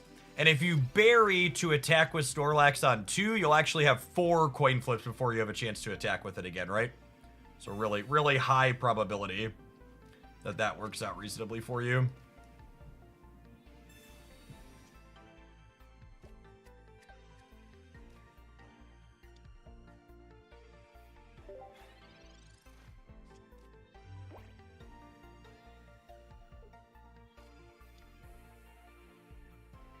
About genetic Apex Snorlax. Unfortunately for full art Snorlax enjoyers, 70 damage is a lot less than 100.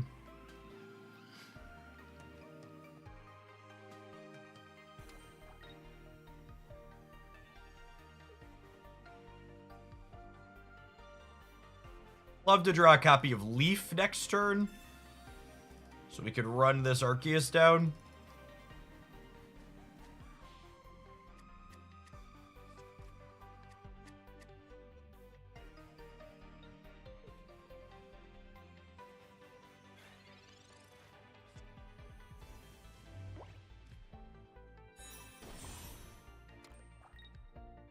I go poke you.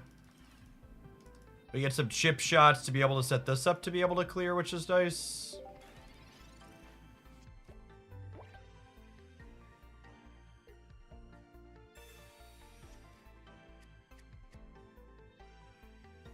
Did you see there's an 18 trainer Barry Snorlax meme that's playing Granny as a third copy of Snorlax? Meme sounds like a good way to describe that. They bricked on Golbat this turn, which is good for us. I'm going to play out my other Lax here, or my Lax here to play around, what's it called, Sabrina. I'm going to go ahead and attach an energy here. And I think I let this take the hit. They could have a Geo to punish me, but I'd be surprised if they have room for Geo in their stage 2 deck. And then the plan next turn is we go energy on Staraptor, retreat the Darkrai, play Dark Ritual, clear the Arceus, and then they have no energy left.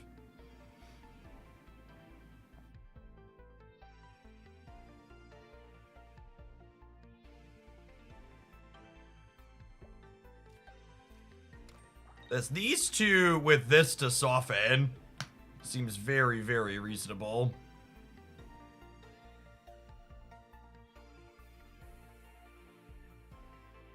Yeah, that's true. If they have no healing, Darkrai could just take the knockout. I don't know that I want to let Darkrai get killed by this for free, though, right? So I think that's probably wrong. I think I'd rather force them to have this Iris. No reason to give up the knockout points if I don't have to.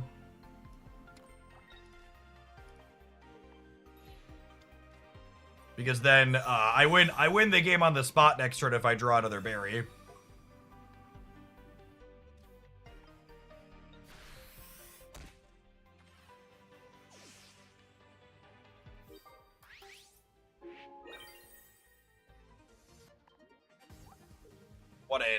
One in 9 to be able to clear them next turn, so it would let us deal a 20 chip shot with Darkrai and also Brave Bird again.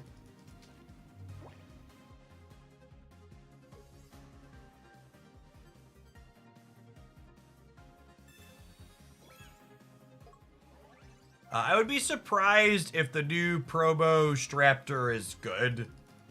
I feel like a lot of the appeal of this card is being able to hit for really big amounts of damages.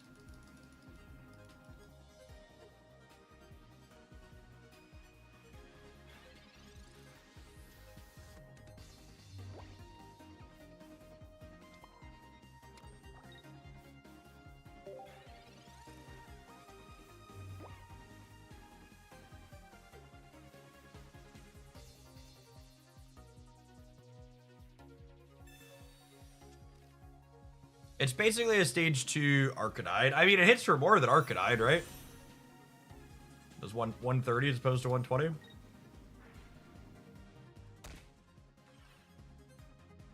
Mr. City, thank you for the 19 months.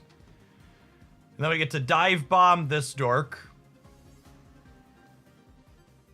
And then next turn, the Stravia can finish for 30.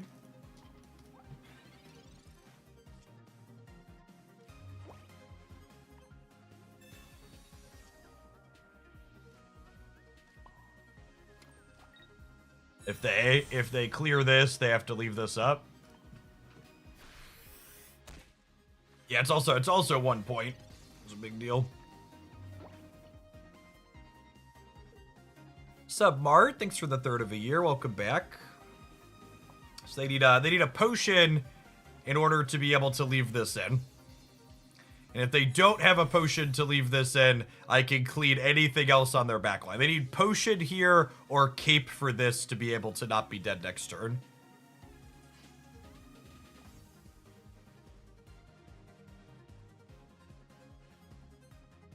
Cyrus wins them the game. That's not true. If they Cyrus this up, I put Snorlax up after, yeah?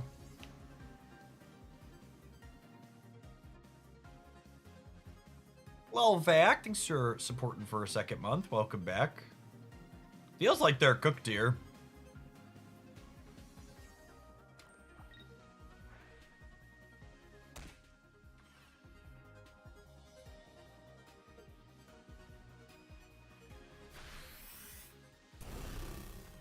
Just dead to Dirtbag Bird here on my bench.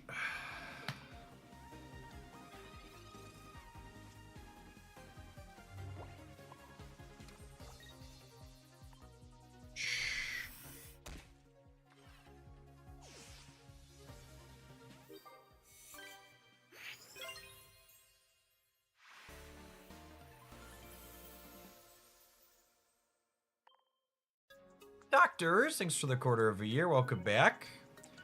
Last week, you commented the new Rotom was very splashable. What does that mean? Splashable means you can play it anywhere. It has a colorless attack. Splash it into a deck.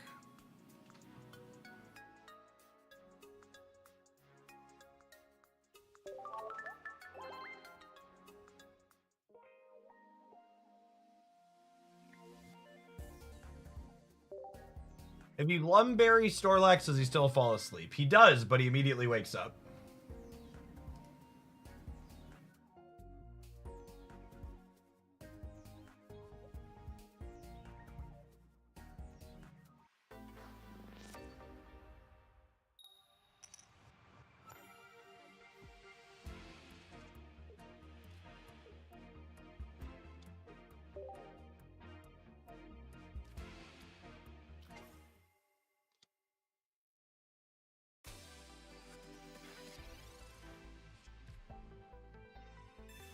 Zappy Bird, eh?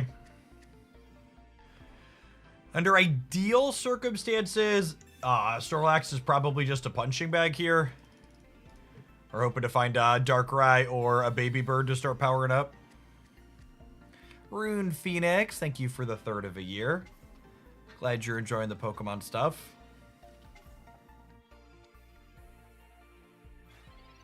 Time really flew with the Pokemon release stuff. I was digging through some of my metrics the other day. It's kind of wild to believe that Rocky Helmet is great here. Lovely. It's kind of wild to think that Pocket's into its 6th month already. And fun factoid chat. Hoaglandia was the most watched Pokemon Pocket channel on Twitch. Shout out to everyone who helped make that possible.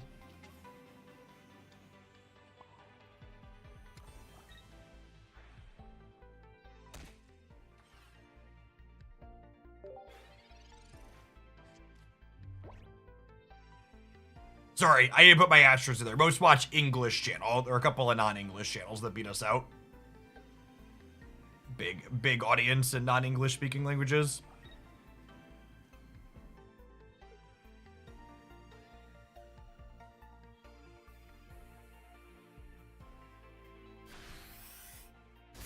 Did you just peck my fat man and die to a berry? That sounds lovely. That sounds lovely. Dark Ritual and Collapse. What language does Pocket have the biggest following for on Twitch? Most watch, 180 days.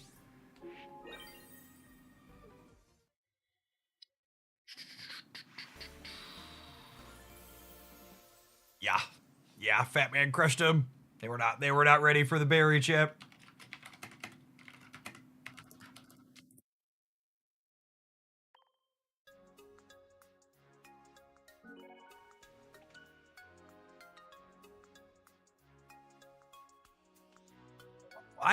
I love talking about data gamers, so here's numbers pulled from the Twitch API. There is a Spanish streamer that occasionally does Pocket. He's done it recently. I think he's done a little bit recently. Yeah, he's done 12 hours in the last month. So there's a Spanish streamer who's done a little bit, and then there's a Japanese streamer who does a lot, and then what? 3, 4, 5, 6 most watched are English streamers.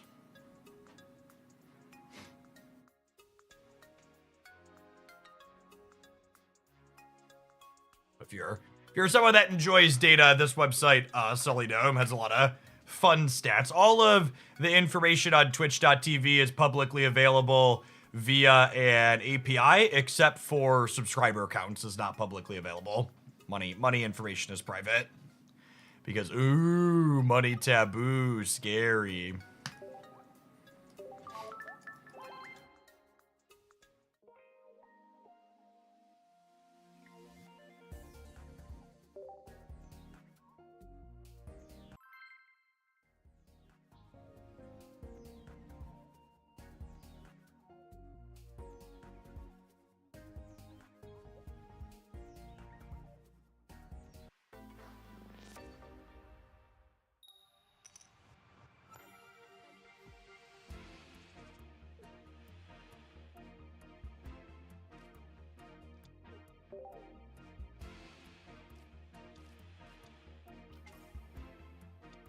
Double Charmander opener? Yeah, usually when there's Charmander with the bench, it's like, oh, this is the double Charmander opener. This matchup's probably hard for us, I would imagine. Although, maybe we could get set up where maybe it's possible to get set up where, like, they clear this clears the first thing, then Darkrai finishes.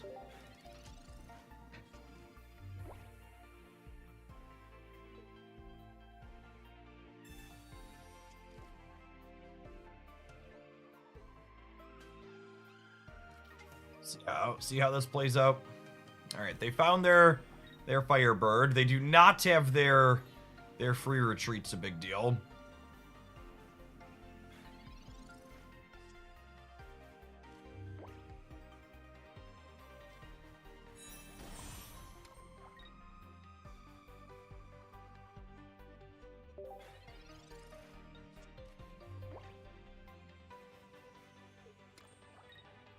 We'll see how their evolutions go. Yeah, they have the evolution right away. It might be wrong to power up Snorlax.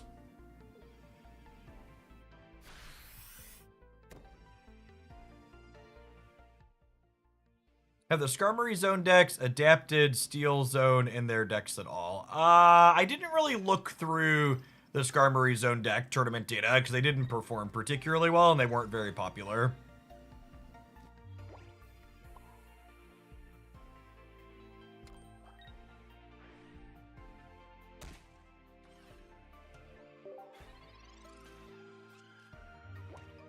I got knocked out of the last 2 tournaments I was in by Palkia, Articuno, 18 Trainer. Yeah, I'm really hoping that the metagame evolves to move past those decks because they're very dry to be popular.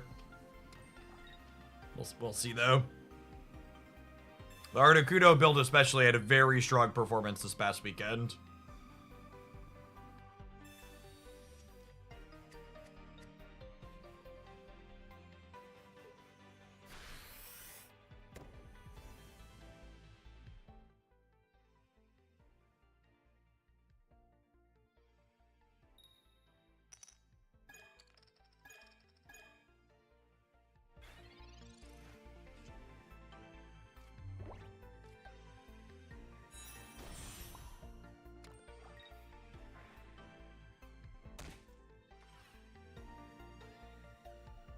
Alright, so Darkrai's ready to go. Probably want to charge the bird next. them not putting energy on Moltres is good. If they're all in on Charizard, Staraptor plus Darkrai could potentially dig us out, I think. We'll need to draw a copy of Berry, though. Their Moltres coins have not been kind. Alright, that's a Berry.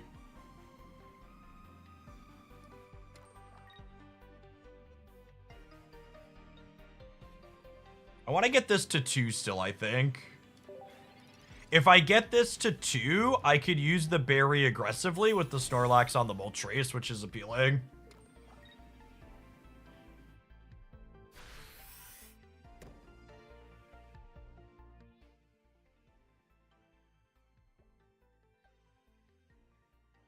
This game is the weirdest staring contest. The opponent's Moltres might as well be confused because it's not doing anything.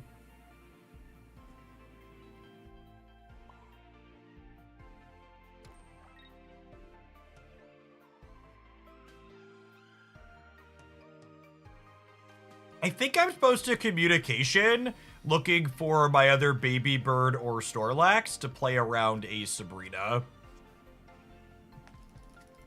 We missed, but Charizard Sabrina is a way we lose this game for sure.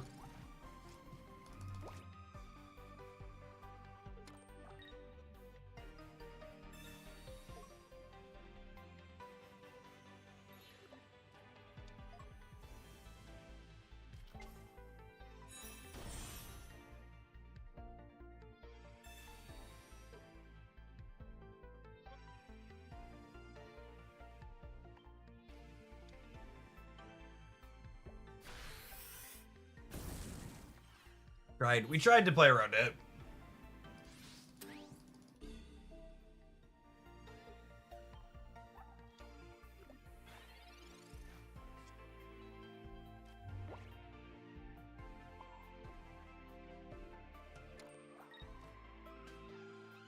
Alright, if they don't have second Sabrina, Berry plus Helmet here means they can't just kill the Snorlax without dying to the Darkrai.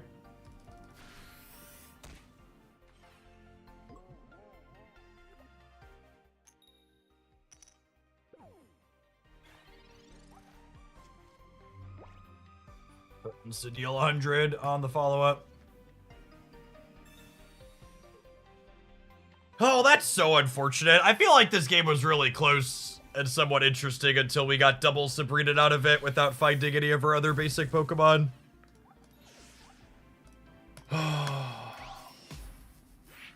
Unironically, some of the lamest games of Pokemon Pocket are the ones where your opponent has 2 research and you have 0. They just have so many more tools when they get to see 4 extra cards than you.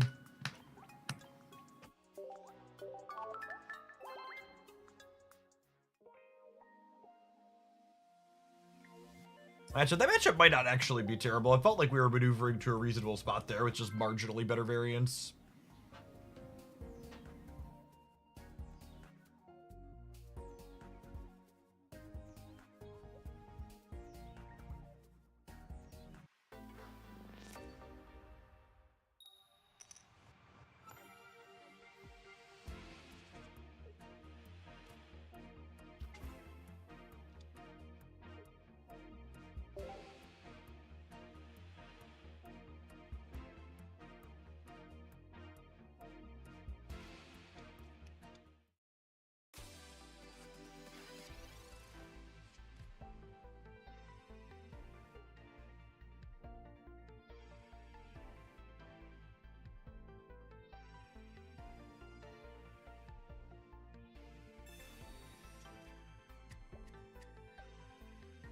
Water Energy Froakie. I'm going to be curious to see how Greninja optimizes this season. The new decks roundup from the tournament data, there was a Greninja Arceus deck playing Drudagon with Fire and Water Energy that looked incredibly hot. I want to play that at some point this week for sure. I might need you to calm down, Misty.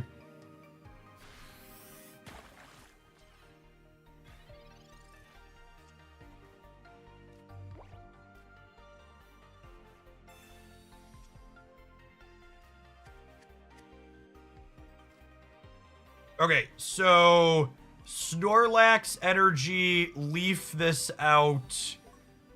Berry collapse next turn. We kill even their stage 1.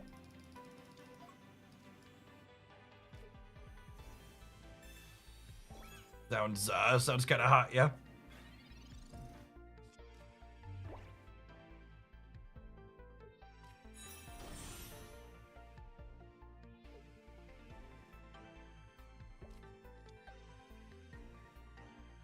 Gosh, nobody puts... Are they retreating this? Maybe they're retreating this.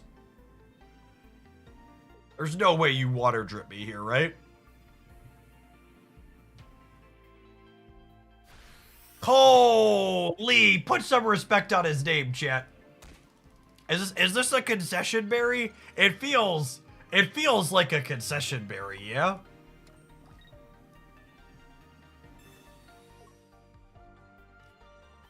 A little respect, gamer. Silver Oak, thanks for the over 3.5 years. Welcome back.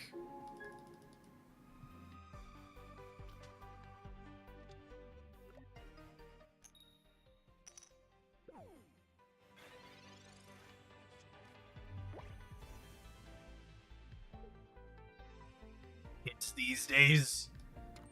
No respect.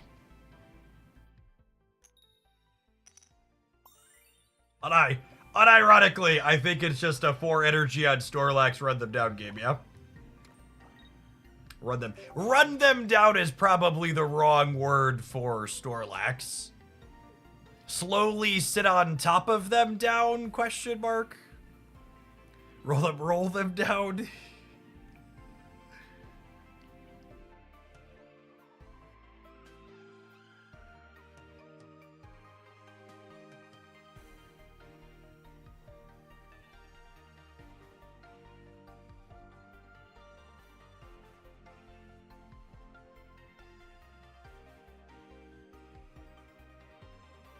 The long pause of a gamer who did not respect the berry, contemplating their life decisions, wondering how they led them here.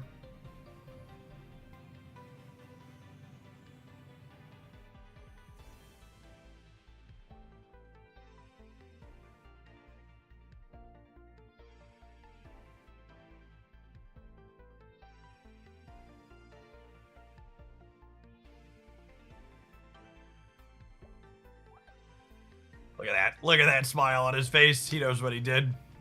He knows what he did. I think this is the berry salt, chat.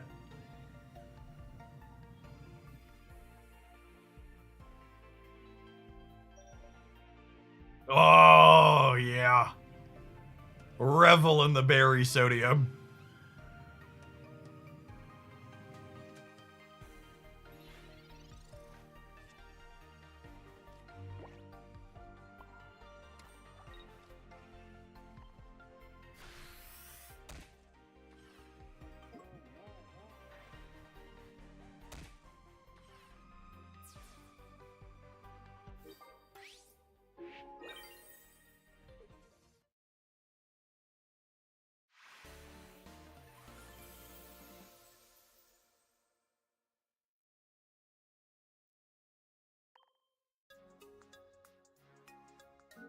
I actually just like, there's so many griefing salt ropes in the normal queue with literally nothing on the line. I can't even imagine how bitter some of this community is going to be when they're losing ranked points to mistakes like that. Like I get salt roped like that, I don't know, probably once an hour or so when we play this game. Like,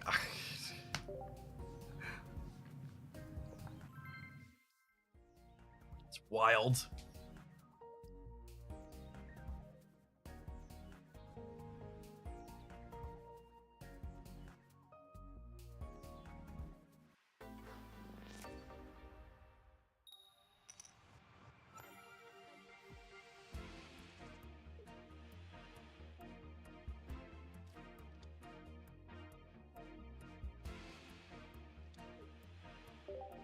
Okay, we're going first. Oh, not against a Starmie. I was gonna say typically going first is not bad here because with the Staraptor and the Berry, we get to dive on them right away, but with Staryu, Starmie, it's not good. Oh, you know, second Starly's actually really good for us here.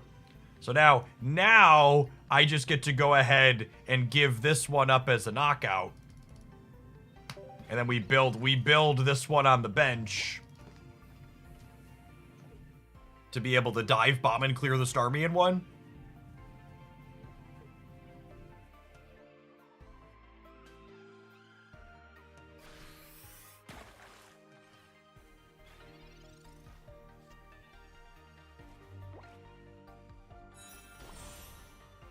And again, we're building the bench one, so that way if they have Starmie, they don't knock out our stage 1.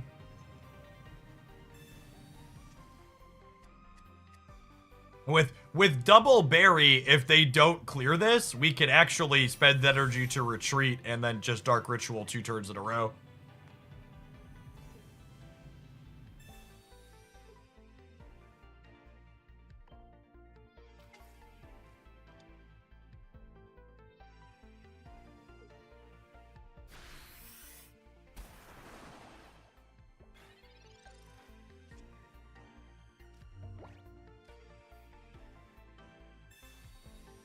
Hey, Rikachu, thank you for the 2 buns.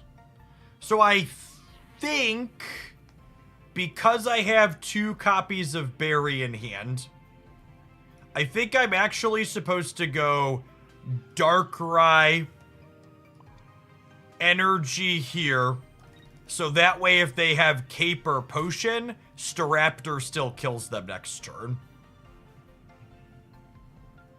Well, I guess if I had the other Darkrai, I could do that anyways. Maybe that's, I don't think it matters. It's mostly a wash.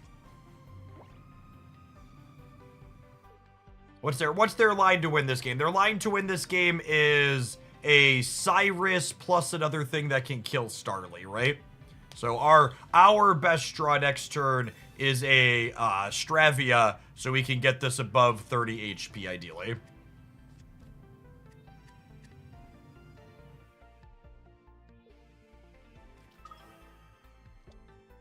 Yeah, we died to Cyrus with the Palkia here.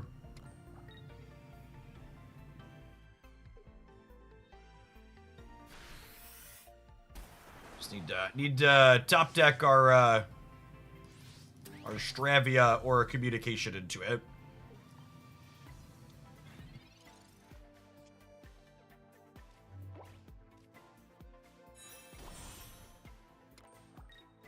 All right, and if they don't have the Cyrus here, Darkrai plus Berry lets us clear the Palkia next turn.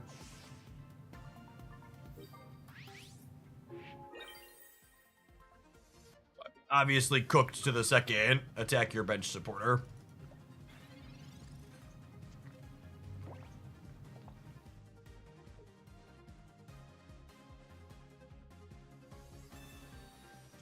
All right, they need Cape. They need Cape to not be dead.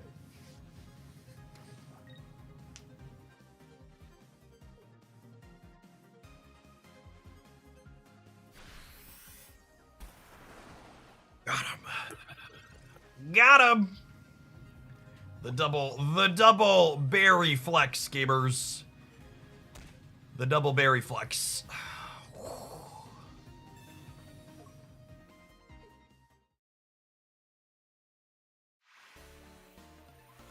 Should have played Helmet to play around Cape. Good call out. Good call out.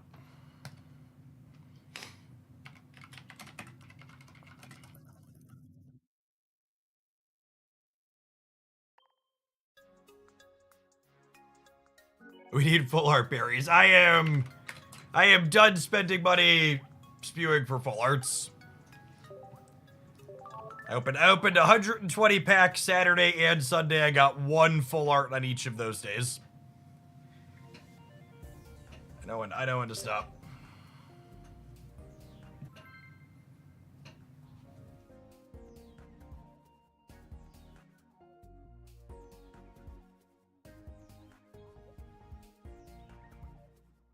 Unironically, I think all 3 of Barry's Pokemon are pretty reasonable.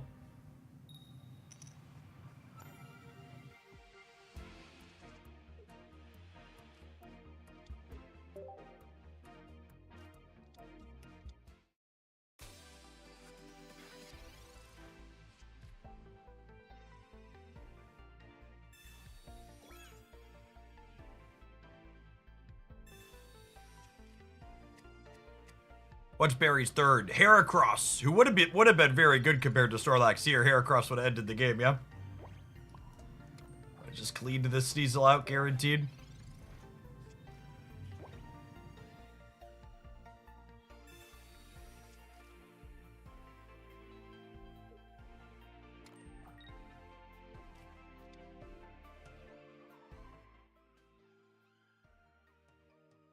No stage one.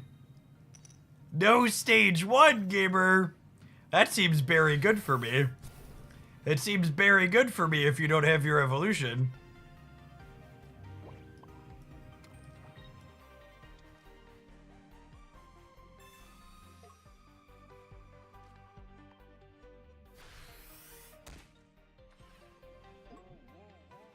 A 100 for 2 is a lot of damage.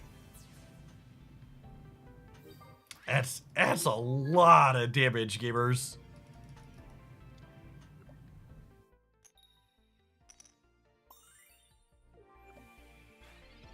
All right, thanks for waking up, Snorlax. I'm gonna need you to do that again. One more turn here.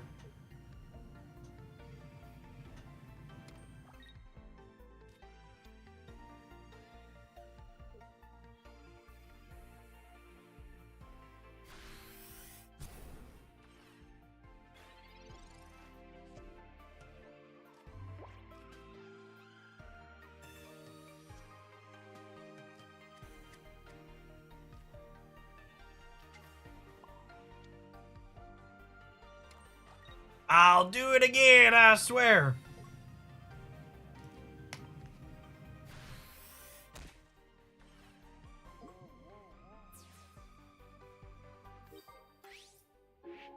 Hey, Rasher, thanks for the quarter of a year. Do I have a favorite full art trainer card? That's a tough question. I don't know. Ooh, Snorlax is sleeping on the job, gamers. We could big brick here.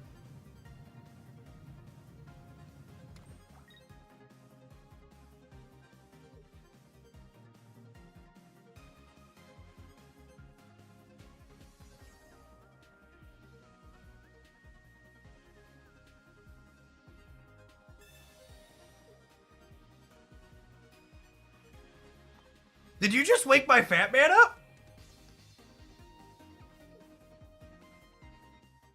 You just wake my fat man up for me? Thank you. Deal-Lorito.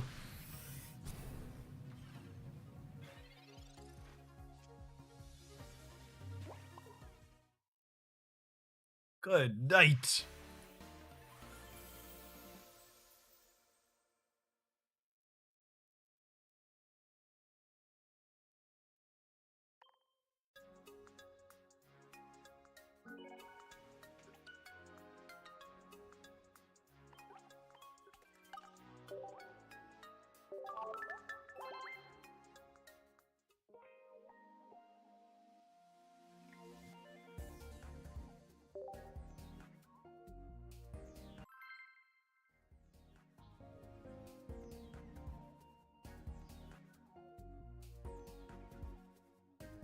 Is deck playable without the Brave Birds? It's a bit worse. The new promo one might be fine. 130 is a lot of damages.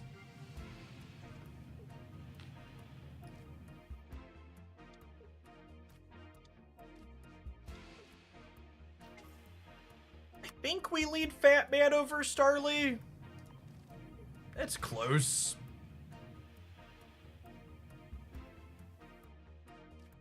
If they're 18 Trader Cheese, I want to lead Fat Man. If they're Manaphy, I'd rather lead Starly.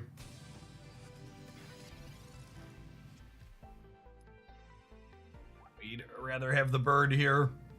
Tough to know in the dark.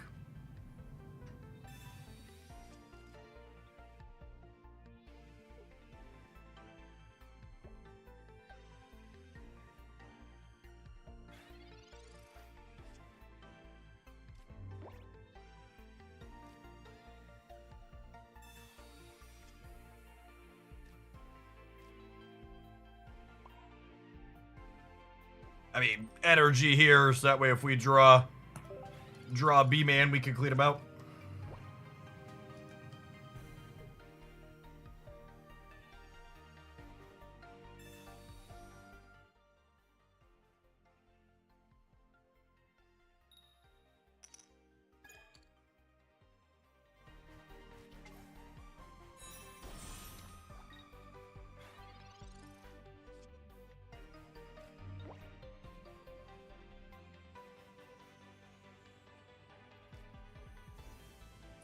That's a big boy themselves. So what's the back and forth here? Am I just like powering up Snorlax organically? I think I am, yeah. Because we have first energy advantage. Though, like, God forbid we hit Barry next turn and we completely run them out.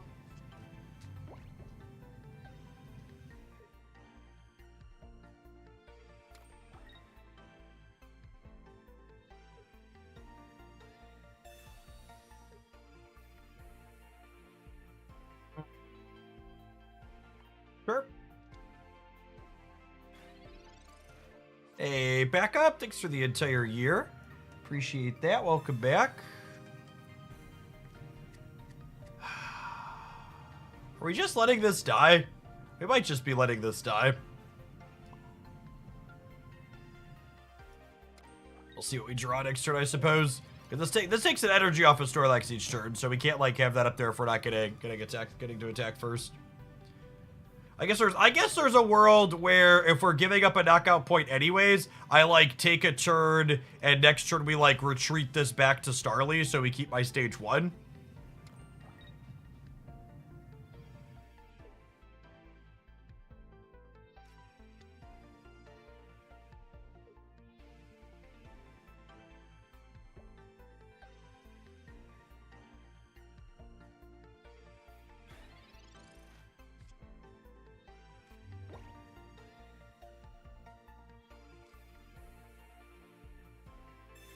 I guess I could have just burned a leaf here.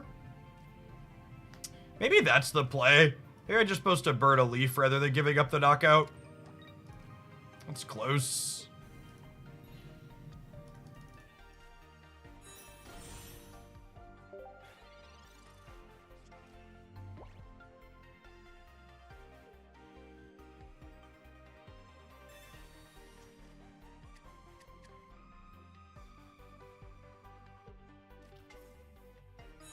Oh, they're on all baby Gyarados. That's cute.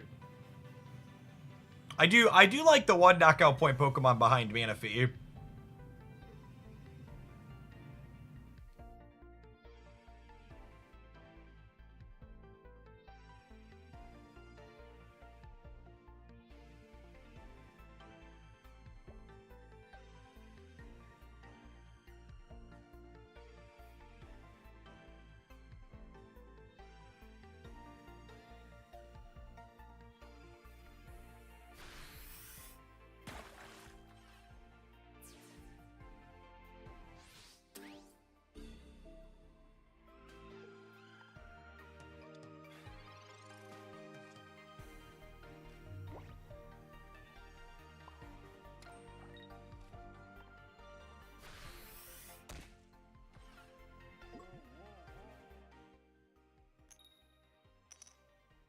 Is there ever a world where Manaphy, Beery, Irida deck is viable? So, how viable Irida is really going to depend on what the metagame looks like. So, with Arceus-Dialga looking like it's going to be the premier deck, Irida and Erica are actually cards that are not well positioned. Because those are cards that depend on you living through an attack, and if you're getting cracked for 110 and 130 per attack, like healing for 40 to 50 is just not very good. It's part of why we saw the Executor deck fall so flat on its face this weekend in the meta report, is because the deck that's good is one that doesn't care about their chip shots and healing. It's got really beefy leads and attackers, and then also it's not even fair to say we're in a one-shot metagame, because I don't think that's remotely accurate to say. We are not in a one-shot metagame. We're in a deal 110 to 130 metagame, which is enough to not be one-shotted, but also still enough to make it so your minimal healing is not good.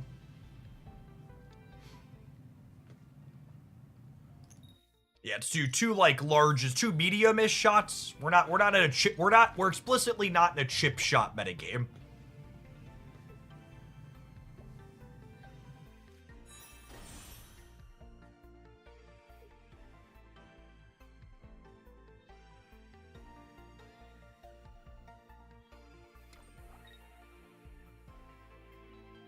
Are they taking the KO with Lumineon? Yeah, I mean, the KO with Lumineon looks really appealing to them here, but we have Dark Ritual with Straptor, so we just get to clean them out here, I think.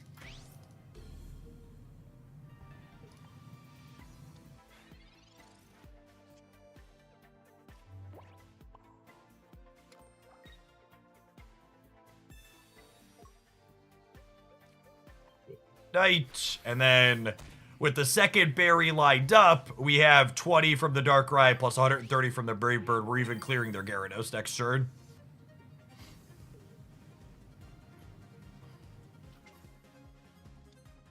This is decidedly not safe.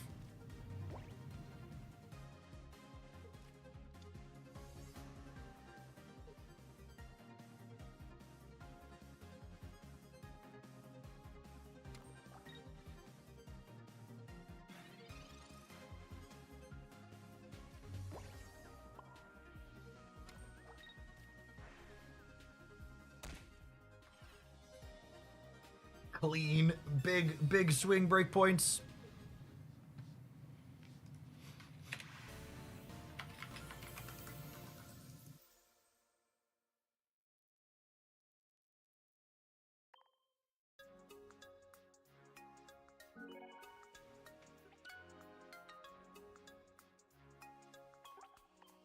I actually really like this build. I could see something like this having some real legs. I think the structure of deck, the double single knockout point into a decent EX is one of the better structures. I think this deck has Pokemon that like going both first and second, thanks to Berry. You have Darkrai that lets you chip shot in past people's walls. That was cool. All right. We're actually going to try a second Berry deck for our next viewer deck submission this morning. We're gonna try pairing him with Steel as our third line. It'll just be Berry Day here in Hoaglandia, huh? So lots of hats and capes and stuff. So we're gonna take a brief pause for the cause, let some adverts roll. I'm gonna run to the restroom. When we return, we're gonna play some Steel-Snorlax. Thanks for hanging out. Don't go anywhere. Watching on the YouTube side, don't forget to tap the like button on the live stream. Appreciate the almost 400 people that have done that already this morning.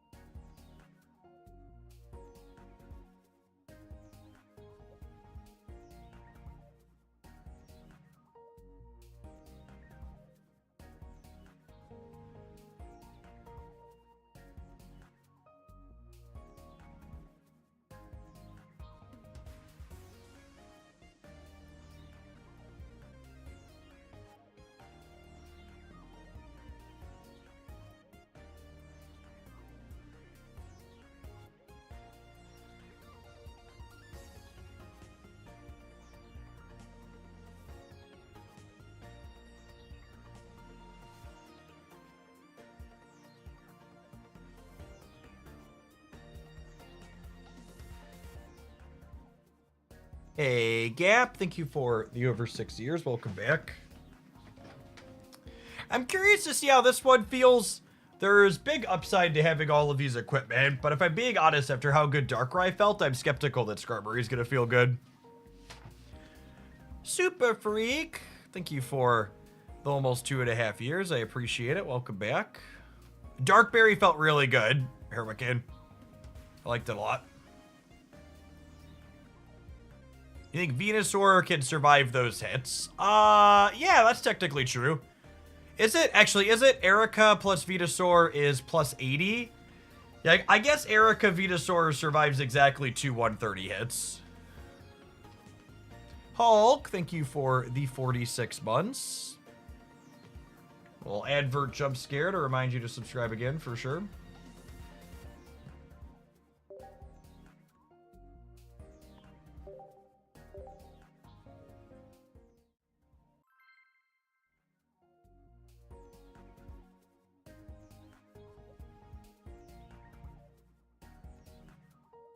Have you gotten much value out of Pluck? I mean, I don't think either of the birds are really attacking very frequently, but we've pulled a few capes off here and there, yeah.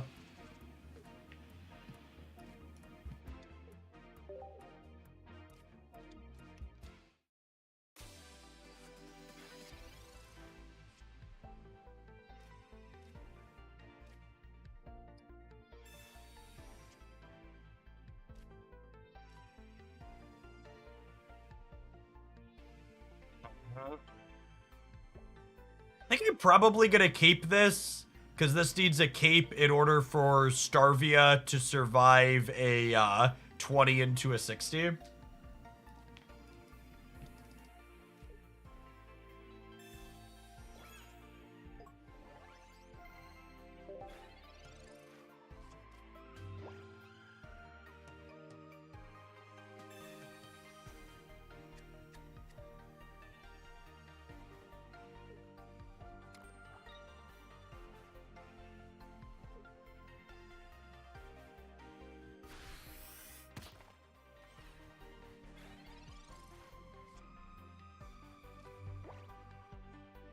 Berry is lovely. Very, very good, yes. I was so excited to draw Berry, I forgot to research. It'll be okay. Or we'll be infinitely behind, because I need to play this supporter next turn. One of the two. It's fine, they're just not going to play another basic out. We'll crunch them, yeah?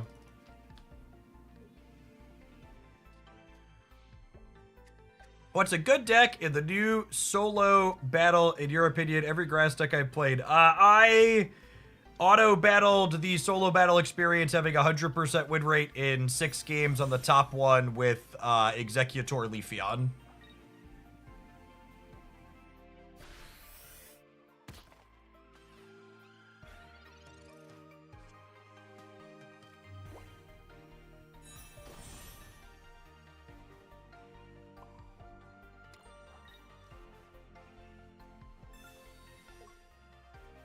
Executor, Leafeon, 2 capes, 2 potions, 2 Ericas, balls research, I think. I think that's 20. 2 Giovanni. I think gets you to 20.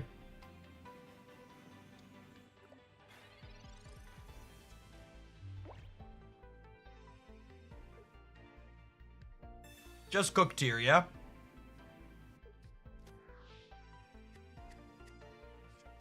They're probably done. Mata, thank you for the membership on the YouTube side. I appreciate that direct support.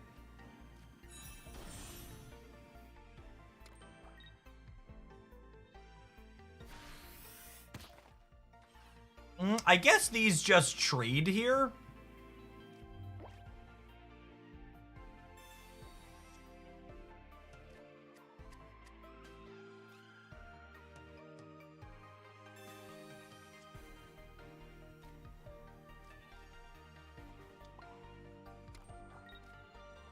That's fine. We're at 2 knockout points. They're just on a pseudo Wudo against my deck that has no EX Pokemon in it.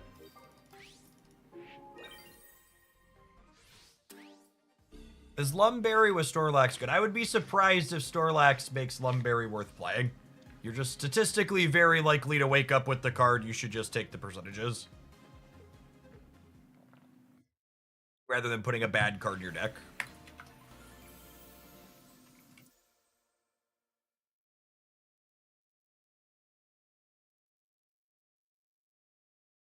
Old Man Ace, as parasocial relationships go, thanks for the almost 2.5 years. Welcome back.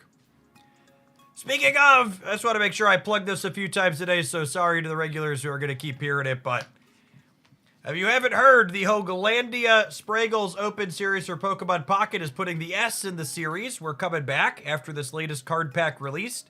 This Saturday, March 8th, you can compete in one of the largest prize pools a Pokemon Pocket Tournament has ever had for completely free. We have $600 in cash prizes sponsored by the Hoaglandia community being distributed to top 8. And then we're also one of the first tournaments to have official Pokemon Company support. Top 32 competitors are going to get in-game prizes. We've got 300 Pokegold codes to give out to 9th through 16th. And we've got Hourglass codes for 17th through 32nd, as well as some door prizes to players that finish 5-2 or better, but outside of the top 32. The tournament structure is going to be the exact same as last time. Everybody who enters can play 7 rounds of Swiss. That is best of 3. After those 7 rounds, players with 6 wins or more will be seeded into a single elimination bracket where they will play for the crown. It's an all one-day tournament. We're going to keep things moving along pretty quick. Last tournament, I think we did 13 rounds in 9.5 hours, and we actually had a pretty long delay after the first round due to a technical issue. So if we avoid that this next time, I think 8.5 to 9 hours is probably pretty realistic. So looking forward to that. And if you can't play in it, or even if you are playing it, make sure you tune in for coverage on mine and Spraggle's channels. We're going to be broadcasting all day. And for those that didn't see the first tournament, we hit one of my lofty goals of over 90% of the tournament broadcast was showing new games of Pokemon Pocket from the tournament that hadn't been broadcast yet. We basically had only downtime that was scheduled for ad breaks.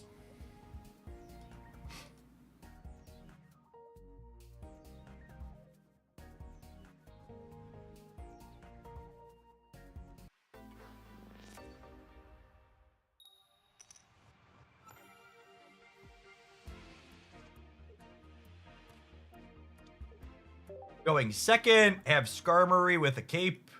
They have a 50 HP basic.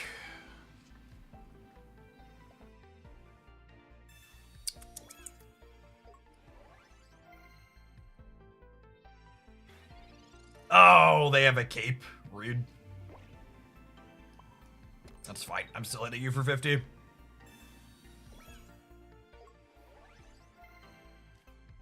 Not 100%, you can do better. It'll never be 100%. I got bills to pay and mouths to feed, chat. You gotta press the ads button to make some money.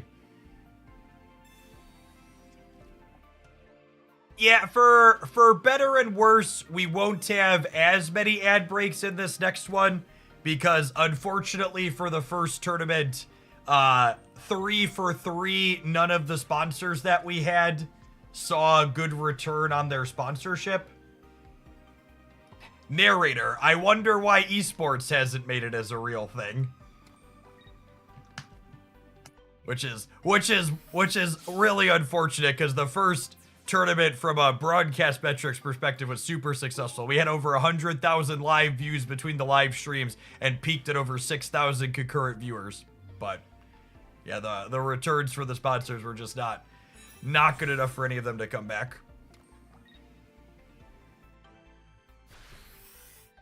So shout out to the Hoaglandia community for sponsoring our prize pool. You all are consistently great.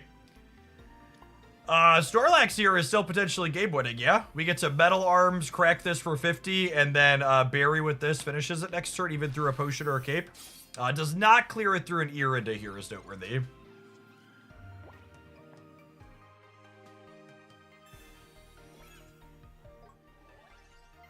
Do traditional sports outside of gambling see a great return on investment, or they have less concrete metrics on how reruns perform?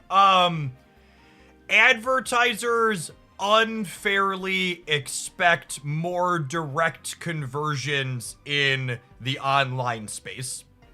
They pay less for advertising on streams, and they expect more in return.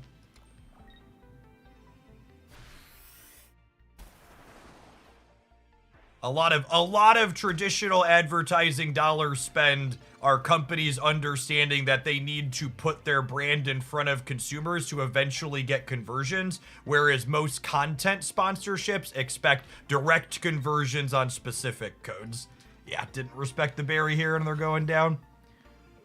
Good night, gamer.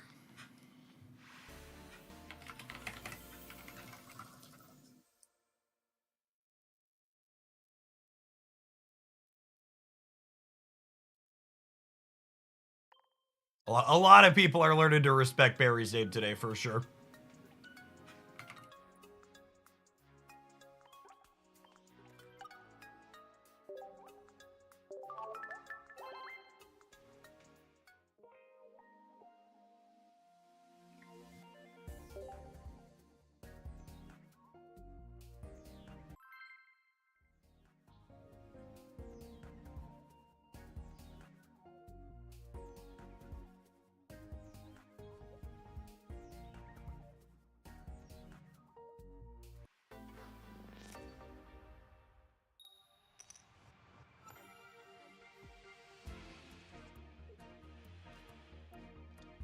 Second, which is not bad for our Staraptor curve.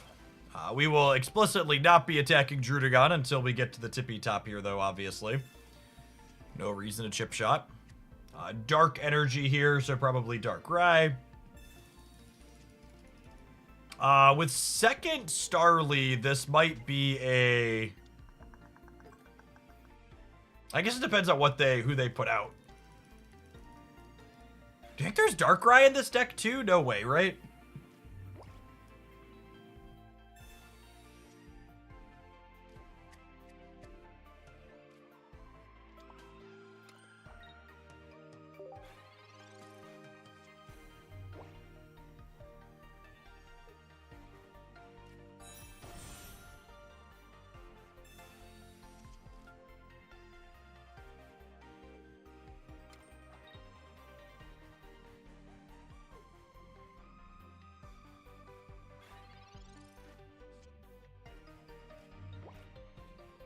Looking for Teenage Bird here.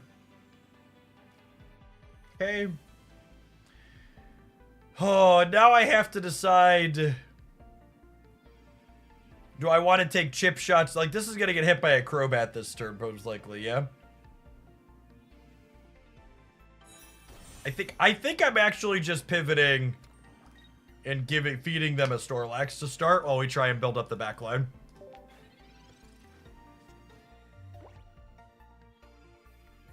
I think we're just like, okay, you can take your one knockout point. And then we'll punch through with the big birds in the back eventually.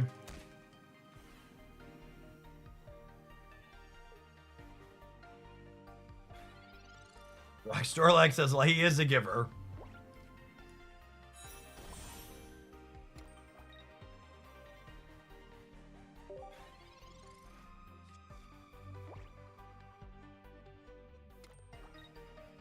Eating them as Snorlax is genius. They're going to be too full to move. LOL.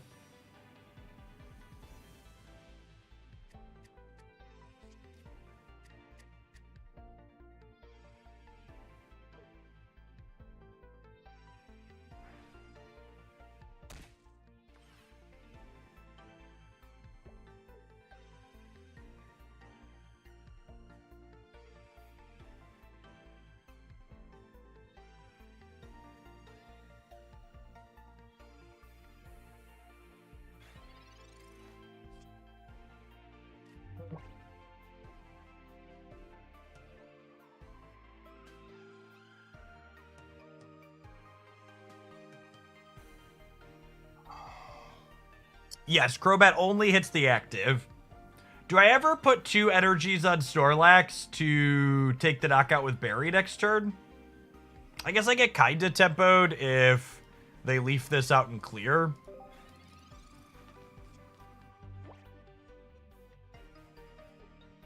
I'm gonna need another knockout point is the problem.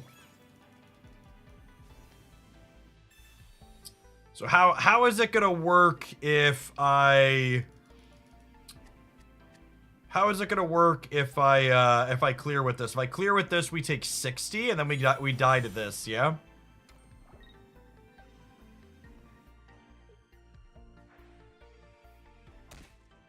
Yeah, I'm gonna need my other Snorlax or a... Well, what if I do this?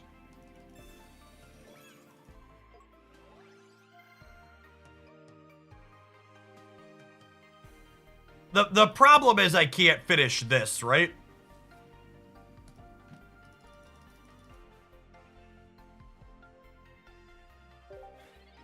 So I'm gonna trade these thanks to Barry next turn. They'll put me to 10, we'll trade. But then I have to put another thing up for them to eat with the Arceus. And then Staraptor doesn't have enough damage to finish here.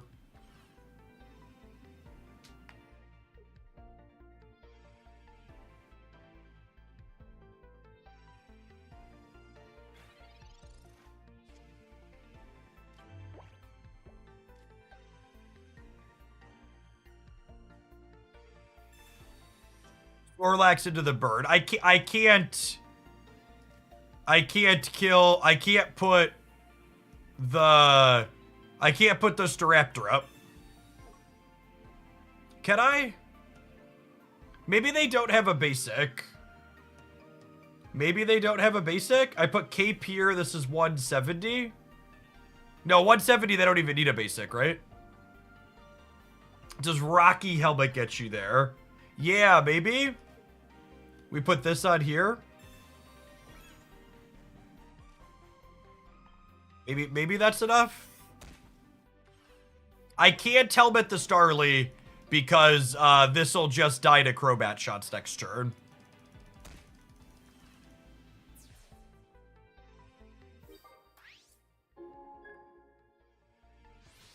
And the problem here is their Crobats can also attack, right? So I put this up, but they could just Crobat and literally 110 me here, right?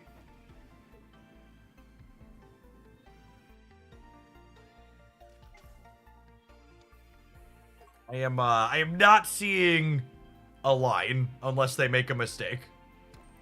But if they just leave Crobat in and clear Snorlax with Crobat,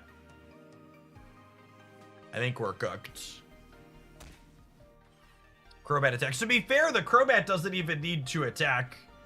They could just clear me with Cutting Link over 3 turns. Yeah, so I'm gonna go ahead and retreat here, or concede, or whatever it's called, because our opponent's not gonna win the game for a while, but there's no longer a permutation that we can take that lets us be in the game. They didn't retreat to the Arceus that turn, so they're gonna use the Crobat. Not gonna waste another 10 minutes here.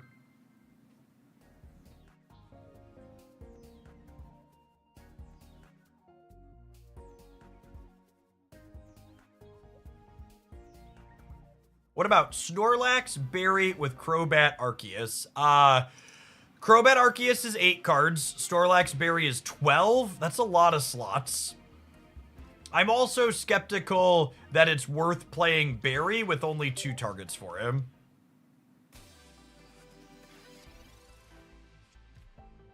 I think that's the reason to Skarmory there instead of Snorlax. The math works out better for you. It doesn't work out at all better for me, Putty. If I put Skarmory up there, it dies to the Crobat that turn. My bird comes up, it kills the Crobat, I get my second point, and then their Arceus kills me in 1.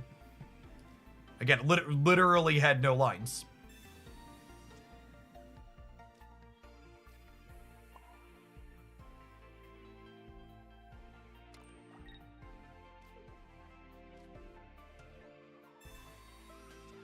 Could Arbok Crobat be good? Again, it's a lot of slots. Crobat is 8 slots in your deck. Probably 9 realistically. You probably want a communication in the mix.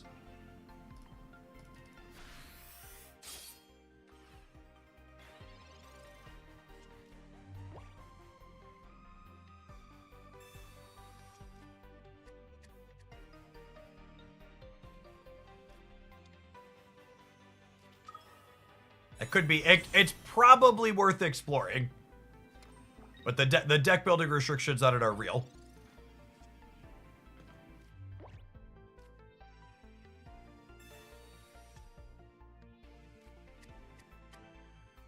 Feeling like they're pretty cooked. This deck is definitely an anti-metagame deck.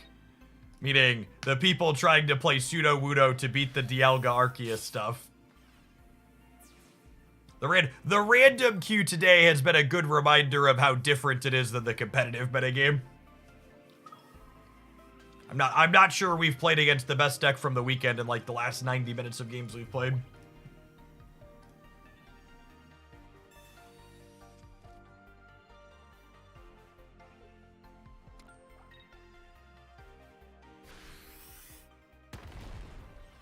I don't know how long Pocket's gonna keep us at 15 deck slots, but it's been. I don't know what it is about these games that makes them never want to give people more deck slots.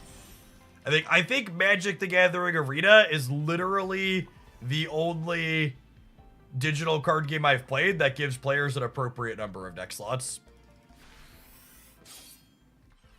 Different from the competitive metagame for now. 100%. When the ranked ladder gets here, the deck diversity you play against in the queues is going to go down significantly.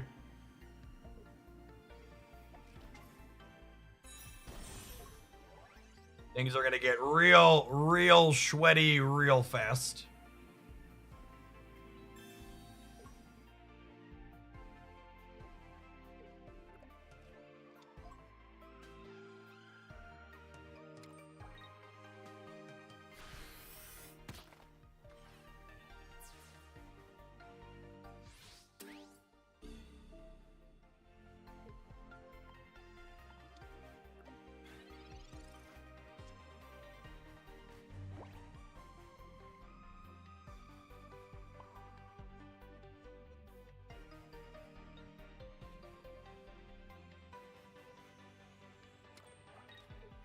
I think I keep this because otherwise it dies to a Lucario of Evolution Punch.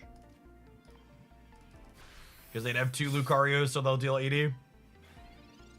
They can clear us with the Aerodactyl here if they switch to it, but that means Barry is lethal with the Staraptor, so I think that's a fine risk to take here.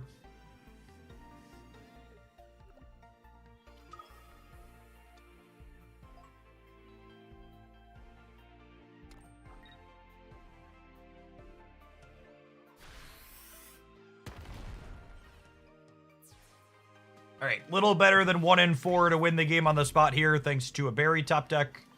2 of them in 7 cards.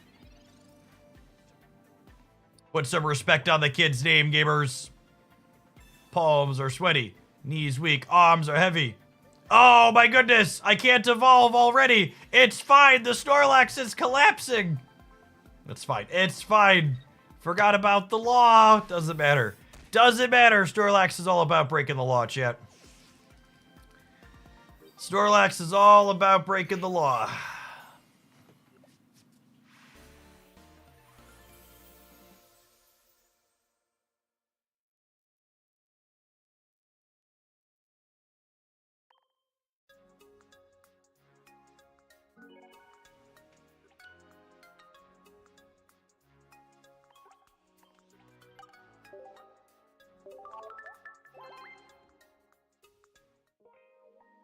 Snorlax don't care. He's a honey badger, chat.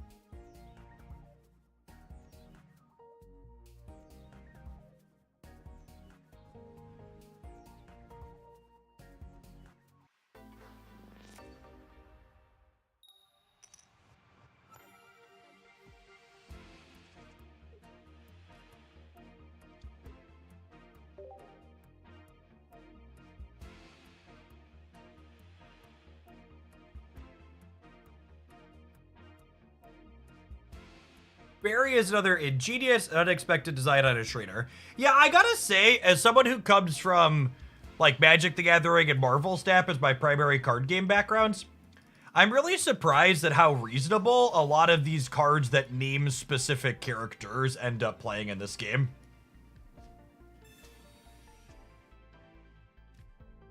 Do you think the new Toxicroak is playable? If Arceus didn't exist, maybe, but we gave up on Mismagius this morning for that reason. Just kind of a sad state of affairs.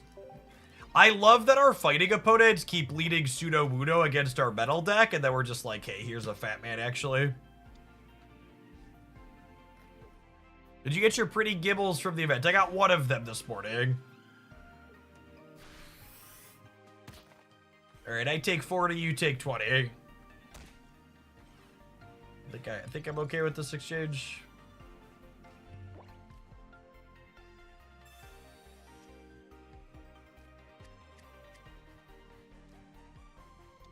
I think I'm just powering up our secondary fat man in the back here. I think we just let this one take pop shots.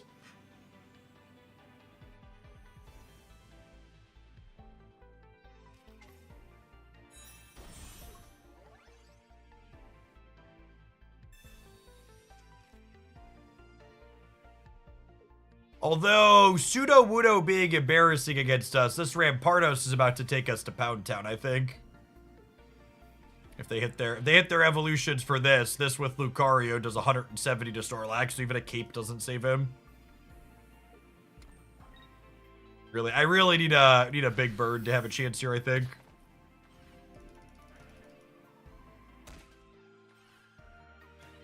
In fact, I think I pivot off of this. We're not gonna be doing a lot of attacks with this. I think the plan is energy on Skarmory, so we can clean this, and then the hope is we hit Baby Bird next turn to start building towards this to actually win the game.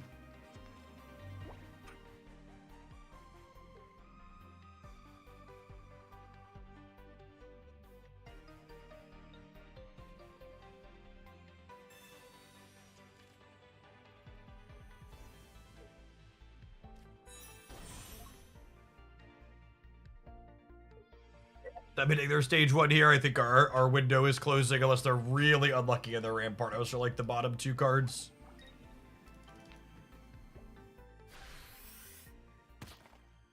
So Skarmory clears the Pseudo, Marshadow clears the Skarmory, and that means the biggest I could be on my Raptor is stage 1 by then, even if I hit the Baby Bird this turn. Yeah, without a Baby Bird hit here, I don't know how we do anything. Not gonna put a tool on it. Doesn't do anything for us, really.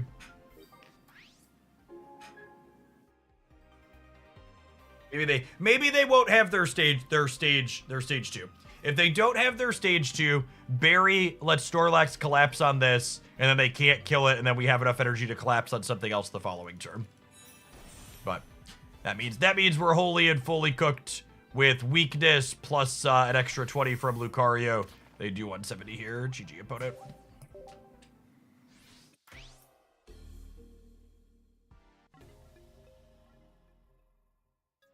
All right, we're gonna play some more with this one after the break. My crab rangoon in the fridge upstairs from last night are calling to me though, so we're gonna take a quick pause for the cause while I run and grab my lunch. When I get back, we're gonna battle some more pocket monsters. I'm honestly really impressed with Barry. I wouldn't be surprised if something competitive pops up around him. He's been sweet. BRB.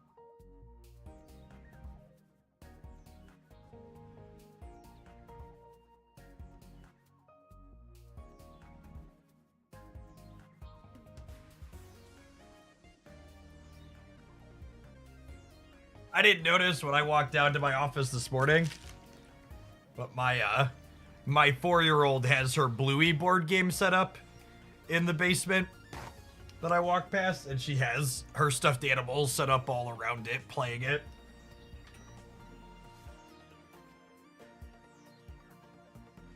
She's so great.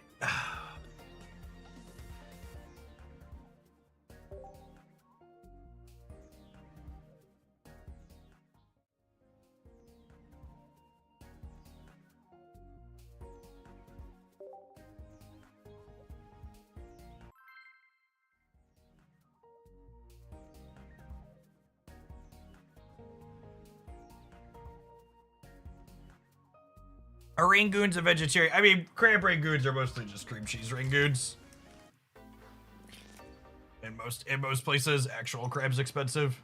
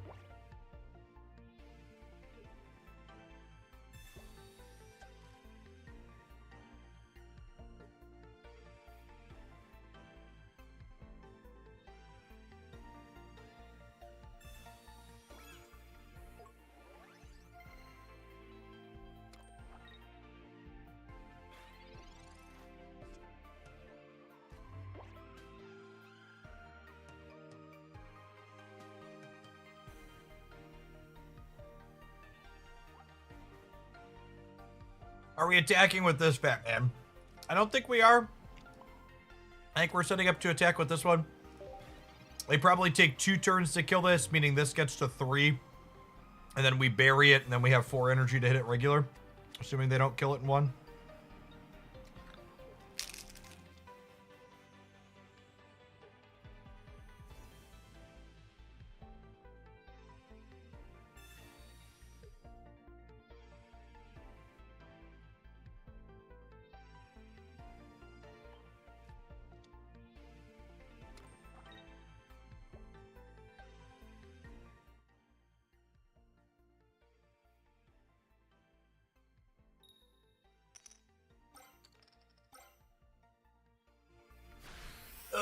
Double heads is scuffed.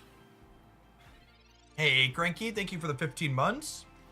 Glad you're having fun with some of the decks from the 50% video. Alright, I suppose the game plan is just hope for all tails or no Erica then, yeah? I could cape. I'm gonna cape. I guess if I cape, I can't kill a Skarmory, huh? That's probably wrong.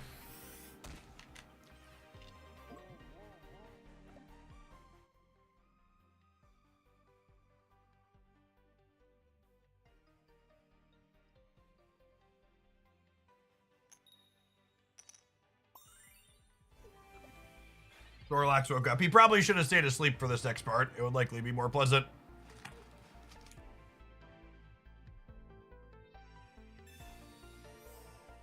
Yeah, they have the Erica anyways.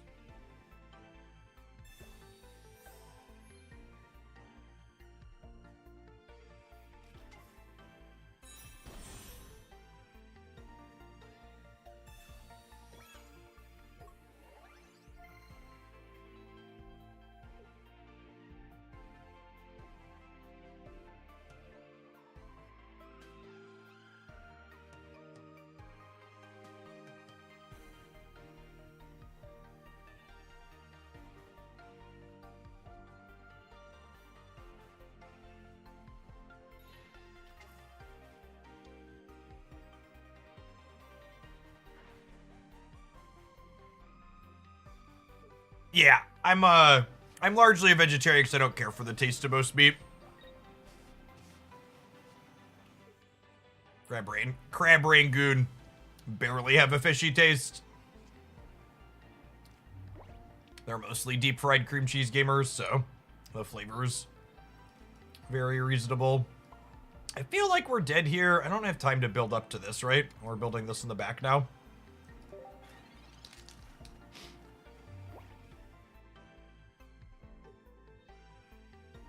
I love deep fried cream cheese. America! Thank you for the over 5 years, Scruff McGriffin.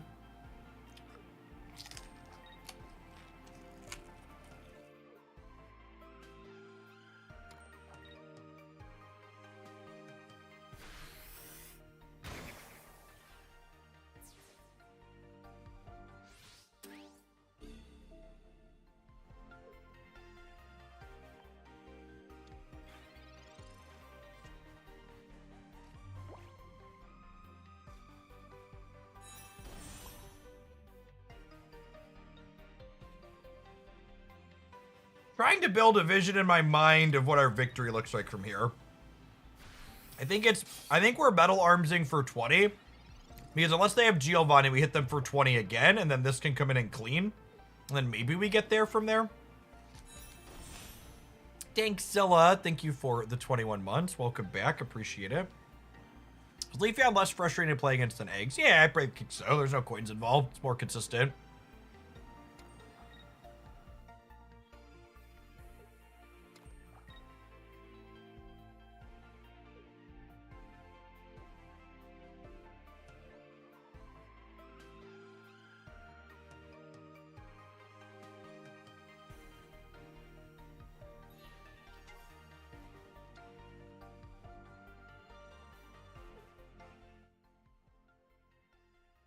So this sequence actually leaves them dead to a second copy of Barry, right? Which is good for us.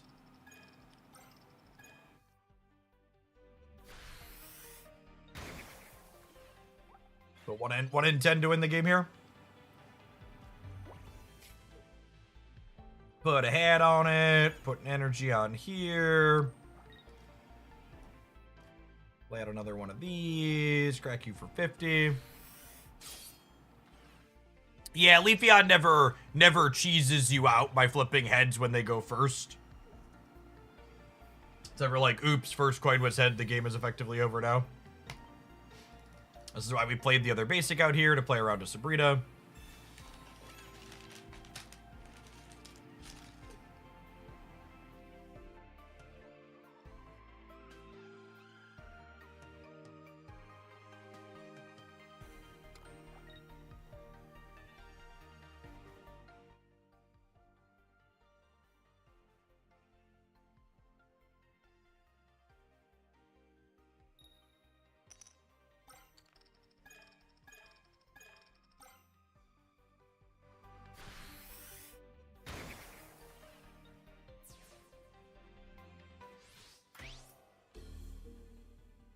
All right, well, with the big bird and them getting... I'm really surprised they got aggressive with this Celebi. And they would have just used the Leafeon. And they would have just used the Leafeon to finish my stuff and maybe put the Staraptor up at a point where the Celebi could attack it and clean it in one. I don't think we could have won this game, but they kind of threw by getting aggressive with the Celebi. Maybe they have Cyrus. Yeah, maybe they have Cyrus in their deck. They don't currently have cards in their hand.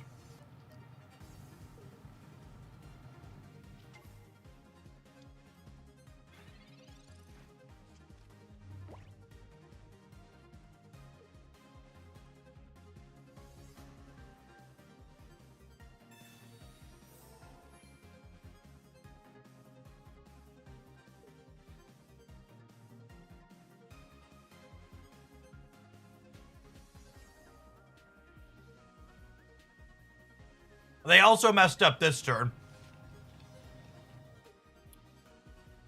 Oh, wait, never mind. Are they good? They're going to attack with this one? They healed this one and attack with it. If they would have led on this one, they could have attacked with this one at full life. Are we dead anyways? I think we're dead anyways.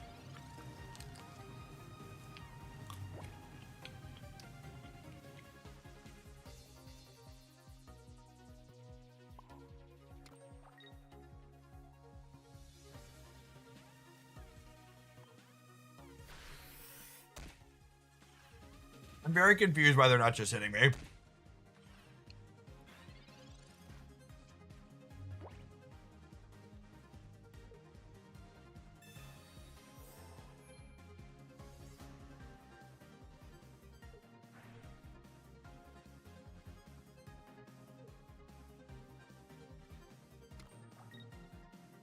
some deep fried cream cheese. Loopy. Which it's funny, when you describe Rangoons like that, it sounds so much more disgusting than saying cream cheese Rangoons. It's like, let's just admit what these are and pull the pretty wrapper off of it.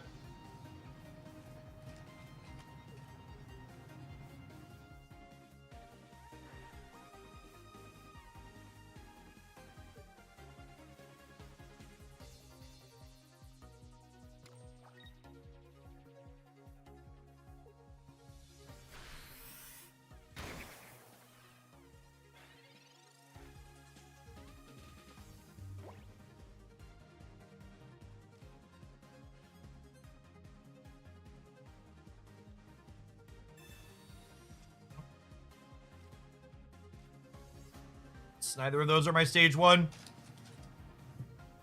Wait, do we have a line to victory here still? I think we do, yeah? So if I cape this and put an energy here, I retreat to Snorlax and we're living for 2 turns. And then next turn I bury and hit them, and then the following turn I have 4 energy.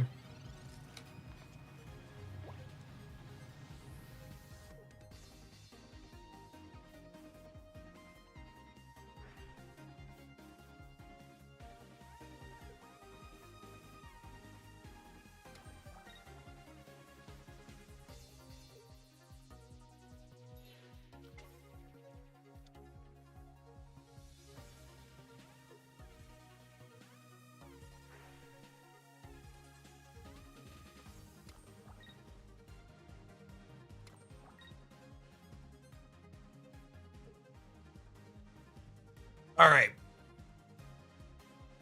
We definitely... All right, sure. Sure, they're just taking game actions after their top deck. Got it. Oof.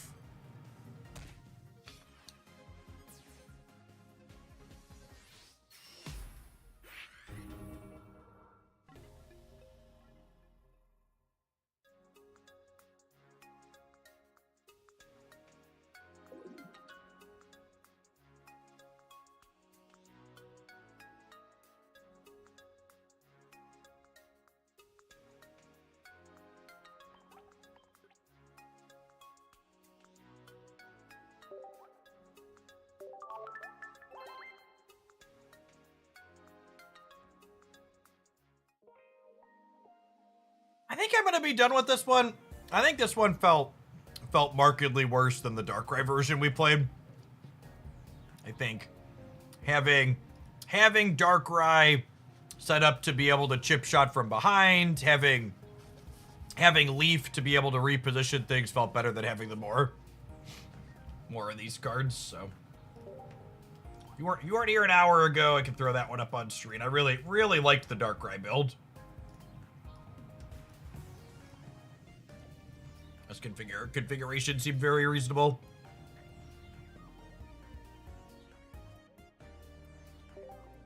I think up next, I would like to try, I opened 3 2-star Glaceons, so I flared one of them. So I think the only solution is we have to play. We have to play some amount of it. Let's play some games with this one, huh?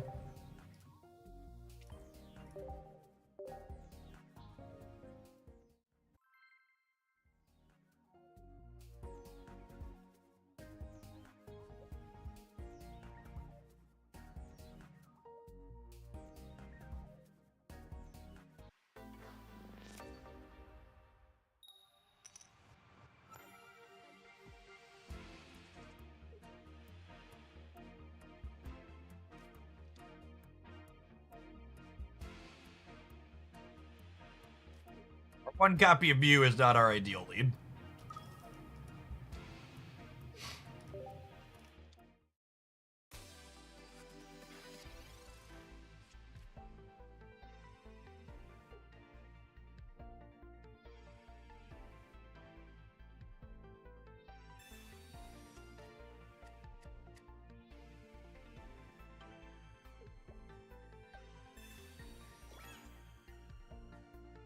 This game is definitely off to a little bit of a rocky start here. We can find one of our other basics. Lovely. Got our 100% full art. Hand and board gamers. It's gorgeous.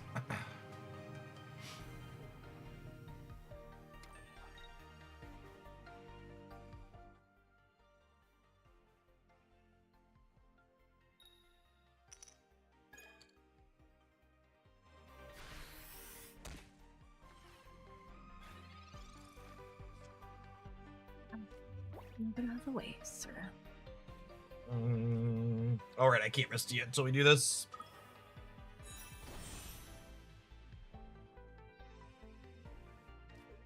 That. My kingdom for this game to offer an auto flip option, huh? I bought the pay to win Glaceon coin. And it didn't work. Why would I ever spend money again, chat?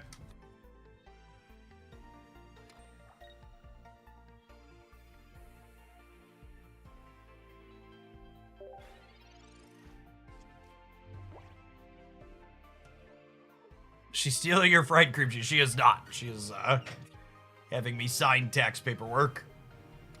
Tis the season. Energy on the back means no Leafeon for them, so that's nice. If we get heads on Misty next turn, we get to clear with Glaceon.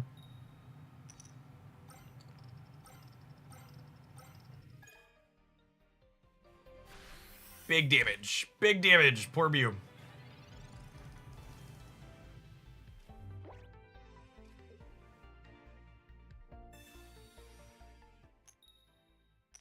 There we go. There we go. We just needed one, gamers.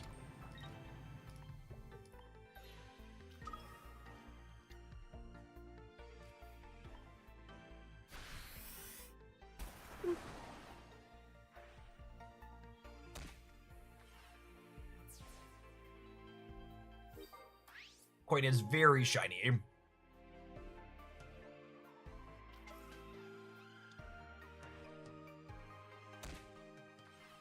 That Glaceon is so smug. It is pretty smug, isn't it? Big, you're not gonna like this terrain energy.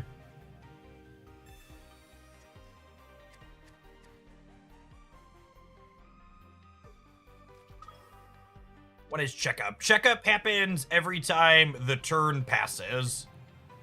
So that's when effects like poison and stuff occur.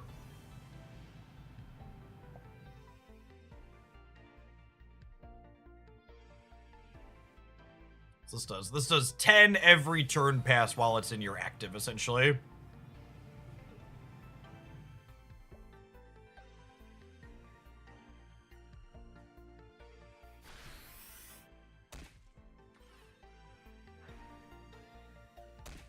Which is, it's an interesting dynamic, right? Because it means, like, if your opponent knocks out one of your Pokemon and you pivot into Glaceon, you effectively do 110 on the cycle.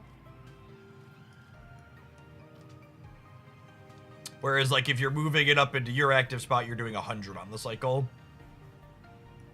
Really unfortunate we don't have a cape anywhere. Means we're gonna get to have double heads clean us out. It also means when I knock out something like this, I get to do 10 overflow to the next thing they put up, essentially. So another way to think about it.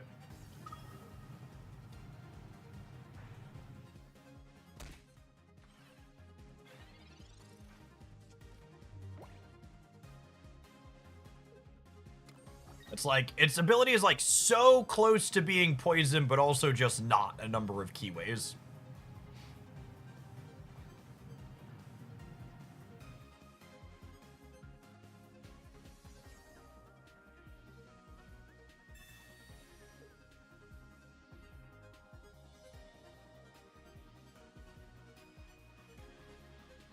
Yep, gotta give him Mew.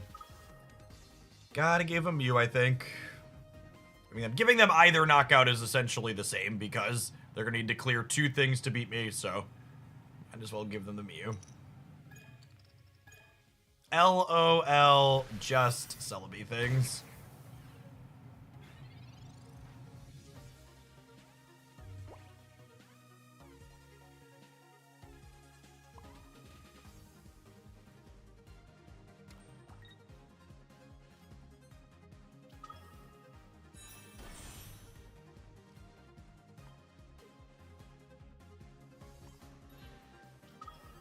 think we do this one, because it has a good chance to survive this attack.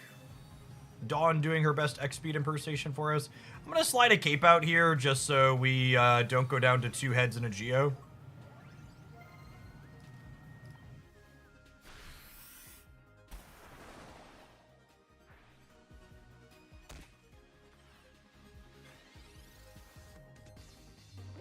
With no knockout points here, they should be pretty torched. We need Erica plus a potion to be able to get out of 90 range.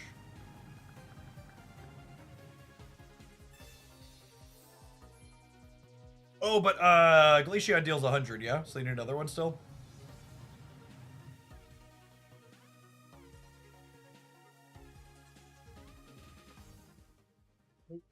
Cooked. Cooked!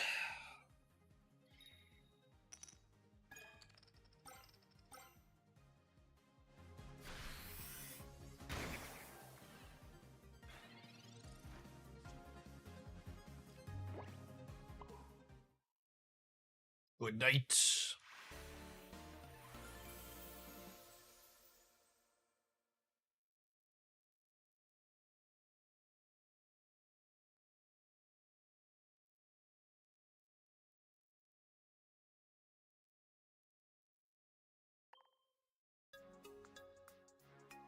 Yeah, they also don't have any points, is correct. There. Their missed knockout on the Mew ultimately didn't matter, right? They weren't going to have the points either anyways.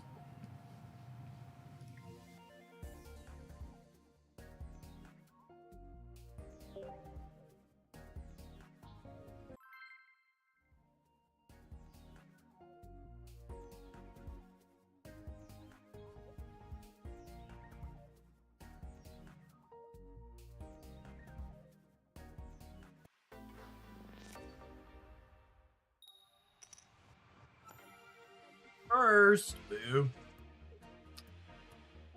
We'll open on this.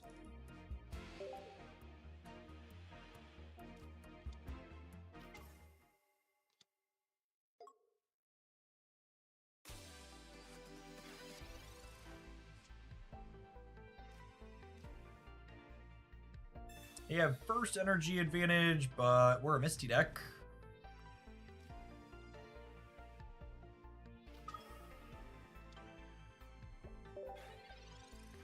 To put a cape on just yet. Looks like probably Arceus-Dialga here.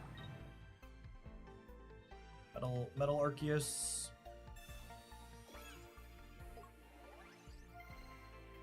Inhuman, thanks for the over 3 years. I finally quit Magic.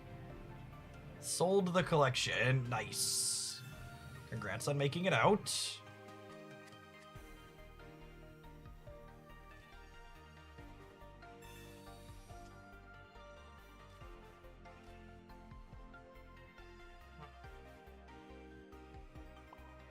I'm gonna need a Misty Coin next turn regardless to attack with this. I think I just deal my 20, yeah?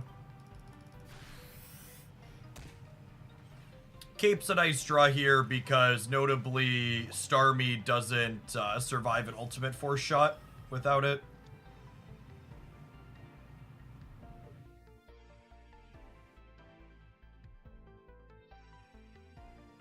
Do you play any physical card games at this point? Just board games. Physical card games are such a giant money pit. Ooh, they're giving up their first energy advantage. This Cyrus is about to bury them in terms of tempo. Oh, man. Potion 2, rip. Come on, Glaceon. Come on, Glaceon.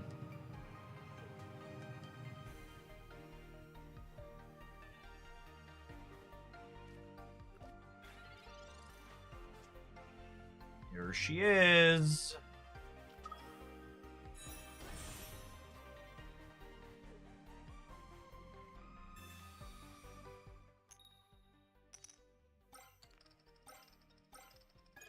That'll do, pig. That'll do. We only needed one there, but we'll take the whole glut, I suppose.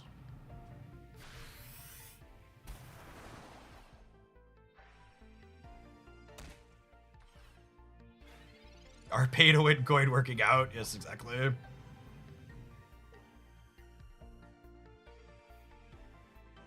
What do you expect me to do, chat? Play the 2-star Glaceon deck without the pay-to-win Glaceon coin? You new here?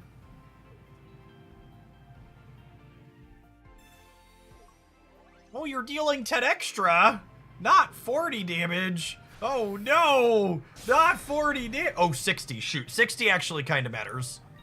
We're weak to metal. Yikes. Imagine being weak to metal. Couldn't be Glaceon.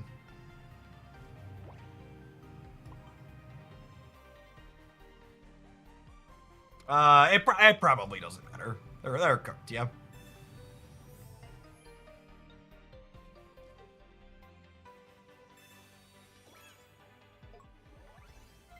Yeah, well, ice Pokemon are often weak to metal.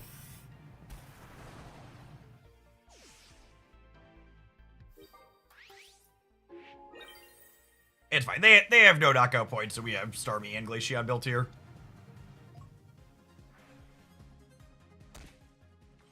Cyrus here as well. So like what? They're taking 30 from the back and forths plus 90 is 120 total.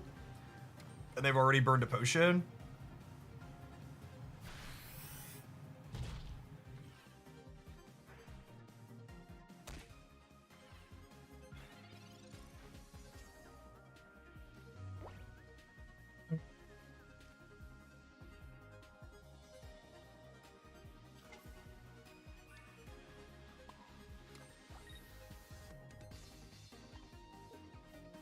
I shouldn't even give him a knockout point, right?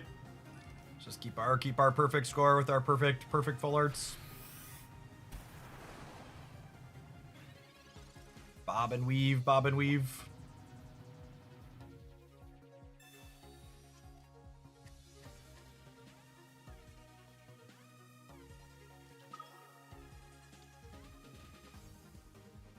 With Cyrus lurking here. We're done next turn. They're done long term either way, but done next turn with the Cyrus.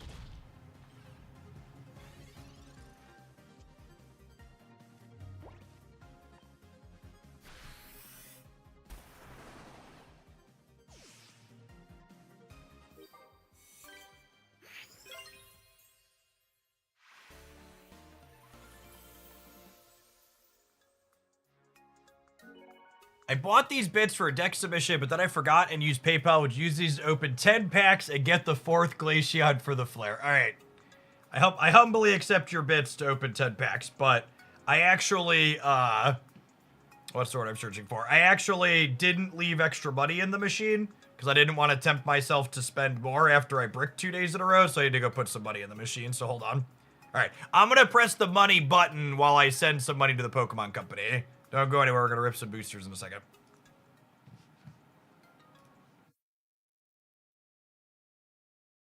Watch it on YouTube. Tap the like button. Appreciate the almost 500 people that have done that. We could definitely hit 500 today, I'm thinking. Time to go catch a harpoon here real quick.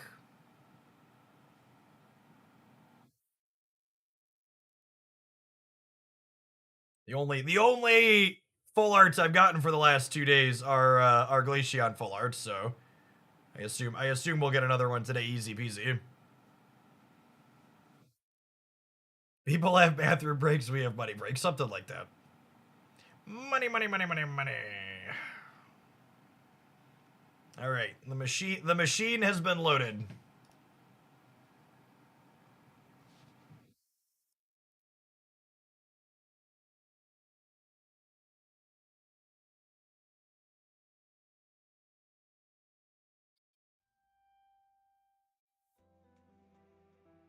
You're gonna get the other 2-star Glaceon. To be fair, I already have one of those. Those would be matching 2-star Glaceons at least.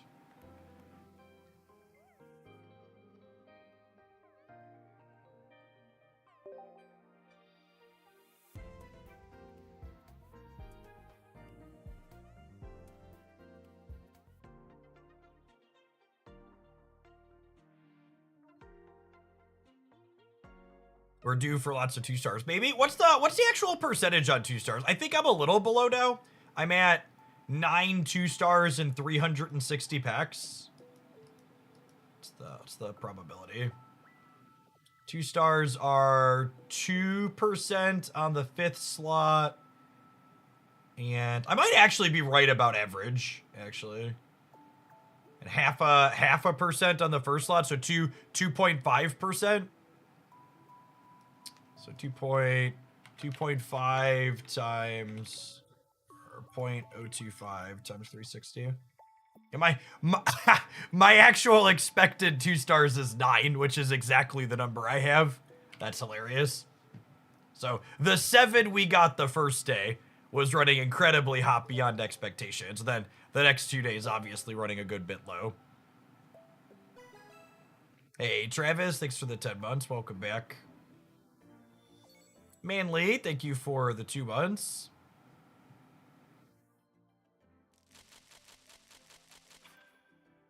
You're 15 so far, solidly above. So many Chompersons.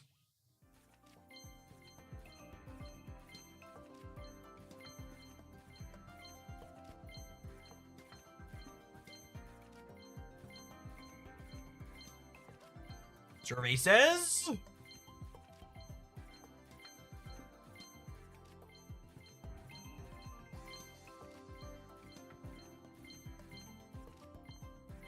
Oh no! All right, I'll take a pseudo Uno. I need flares for him eventually. I need flares for him eventually. 20 packs sounds better anyways. 10 more. Thanks for the minis, Chase. Oh god, we hit another card collection thing. 19,000 cards. Oh no.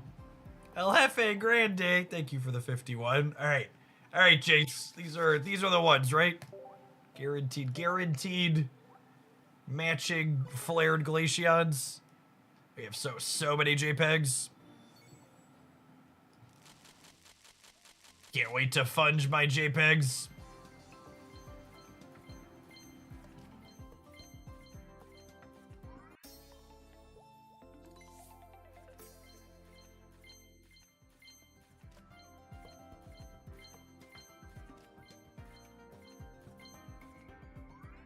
Ooh. I have matchings on these now. Do I like the 2-star better than the immersive? That's close. I like the 2 stars in general, but immersive Arceus is up there.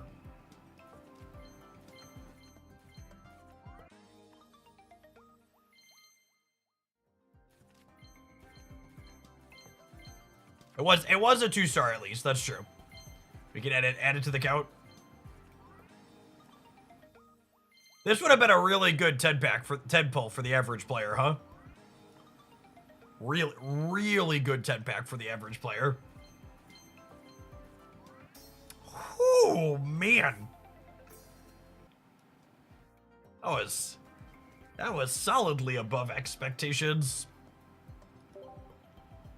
Now we're slightly above average on 2 stars for them, but that's true.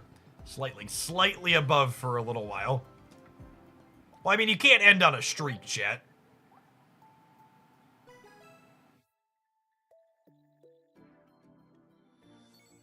That was a good streak. You can't end on that.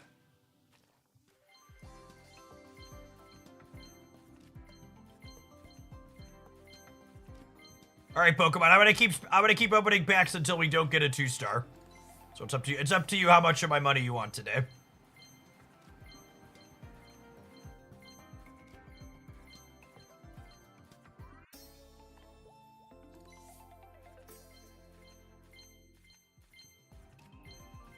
Oh, doesn't sound like they want my money, chat.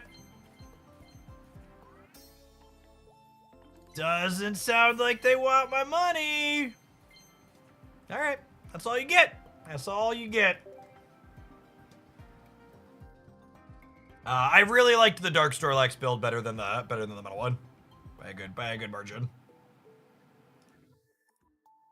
Let's check my Wonder Picks. I haven't seen a 2-star in Wonder Picks since the first day that Space Time released. So it's been over a month since a 2-star appeared in my Wonder Picks.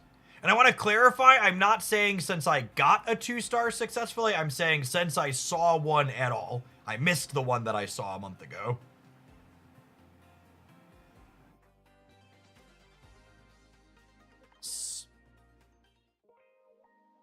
Yikes.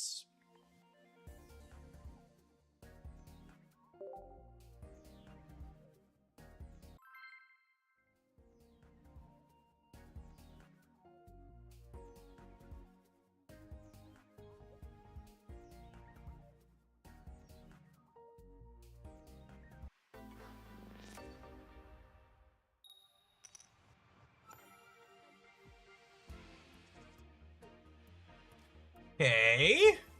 Hey. Yeah, we gotta get this Pokeball out of my hand ASAP. It's messing with the full art vibe. The vibe is no good on the Pokeball chip.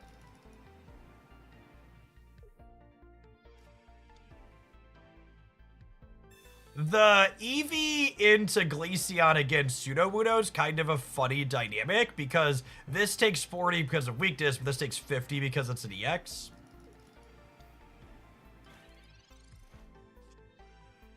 Oh, goodness gracious, me oh my. That is a Lucario that threatens a weakness clear on this on the first turn. Yikes. I mean, I guess we just hope that's not a thing and we die if it is, yeah? I think is the game plan. I could retreat this, but I'm just like so far behind if I retreat it.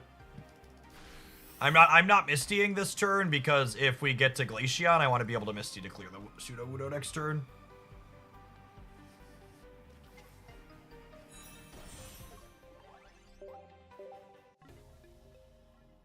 I guess maybe that's an overreaction. I could have top deck Starmie, I suppose. I guess I could have taken a draw at top deck. We probably don't win the game in the long turn against Rampardos.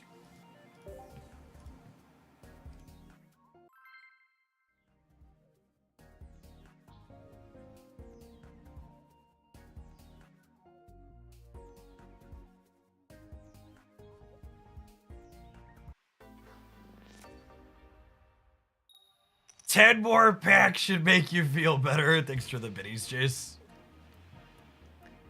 We're going first. Like 2 EV, I think. Oh, wait, they're a fighting deck again. Oh, man. This deck's probably unplayable with how much fighting there's been in the queue lately. I guess I get to evolve next turn. No! No! It's Mankey! Who plays Mankey of all cards? This is completely unreasonable. This is completely and wholly unreasonable.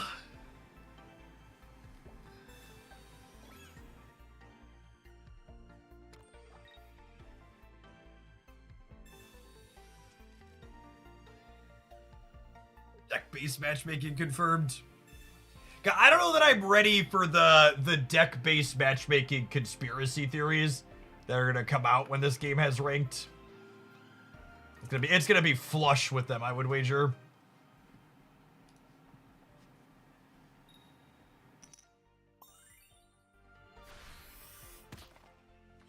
Alright, I wanna go open the 10 packs that Jay sponsored. And then I'm gonna touch my hand to the stove one more time with this deck and hope we don't find a fighting deck.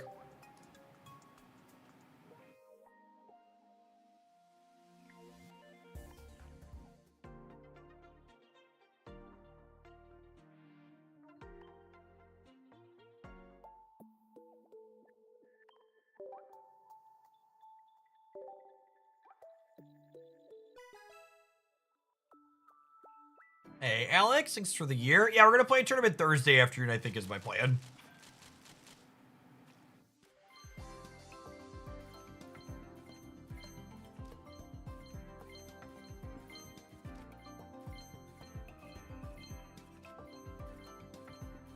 Come on. Come on.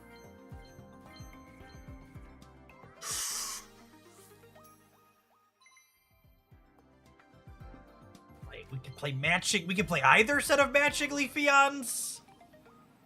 That's exciting.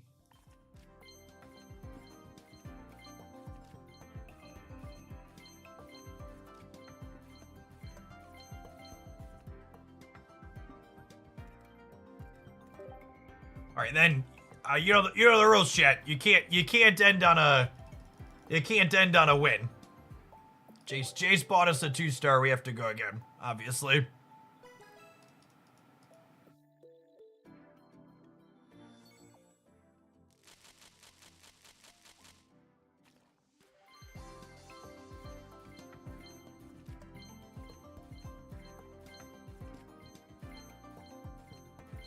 You open packs like flipping Misty Coins, exactly.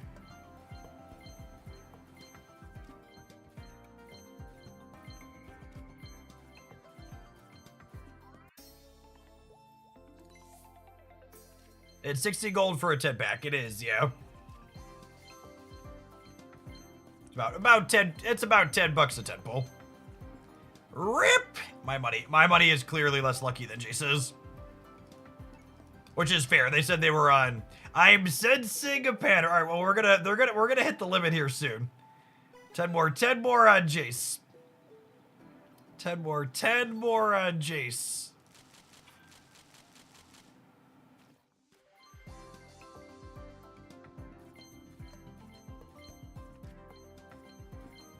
Can Jace go 3 for 3 on buying us 2 stars is the question.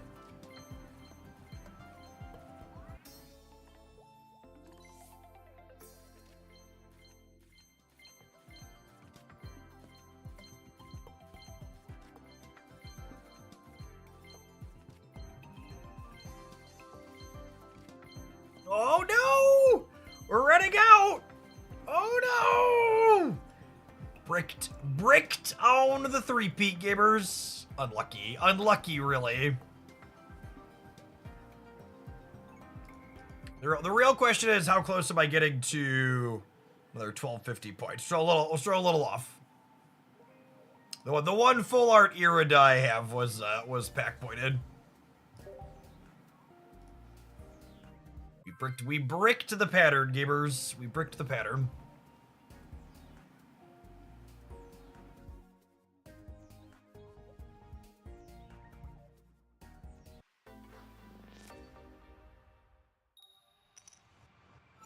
Energy advantage, yummy.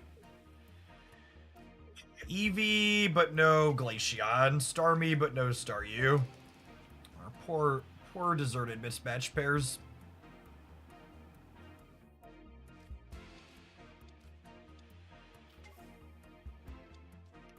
We have first energy advantage against Manaphy at least. Manaphy Crobat Arceus, interesting.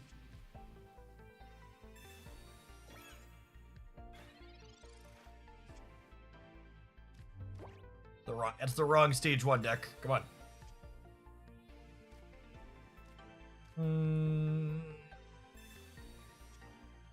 Oh my goodness gracious, that was 66% to be a Staryu.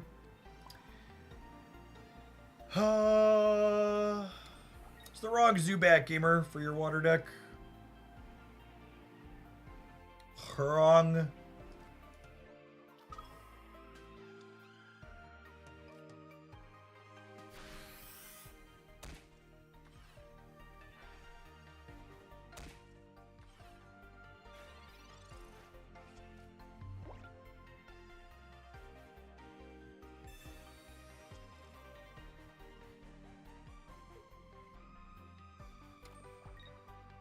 I think the opponent's deck is a Dawn deck, quite possibly. They have the right Golbat though, which is good because that artwork is sick. Oh wow, did they mess up? Were they supposed to Sky Shaman and clear me with Golbat this turn? I think they were. I think they flubbed.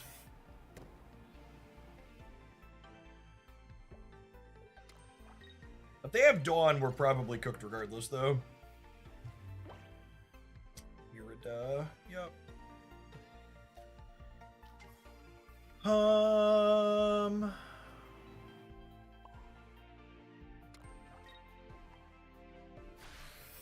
trade 20 for 20 here again?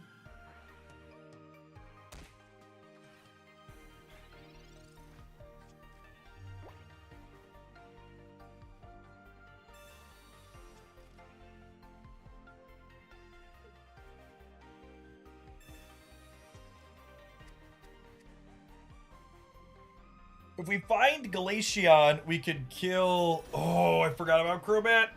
Oh, I was gonna say, if we fight Glaceon, we can kill Manaphy without taking damage. Yikes. That's probably the game. Fashel, thank you for the 22 months. I appreciate that. Welcome back. Alex, thank you for the tip. We'll do 10 more packs after this. Appreciate it.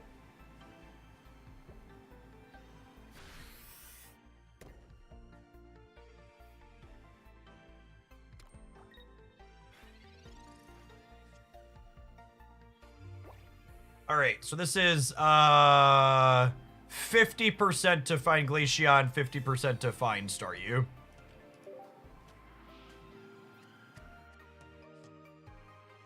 Nice.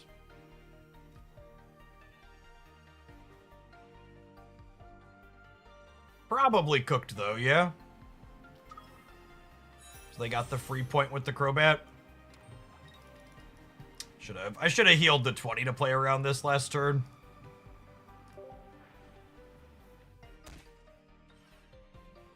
Oh yeah, we're literally just dead to these two, yeah. Dead on board. How do you submit a viewer deck? Typically viewer decks fill up very quickly. Today's viewer deck slots for Pocket actually filled up before the stream was live. I posted in the Discord the night before.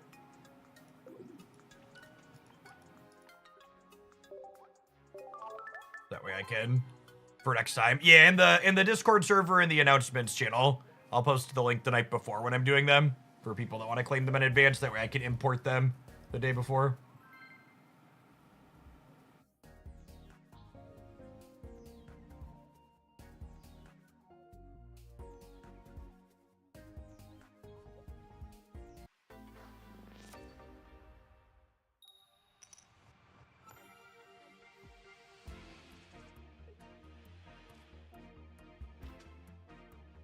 We finally have a Staryu Starmie draw. That's all I've wanted for Christmas, chat, is a Staryu Starmie draw.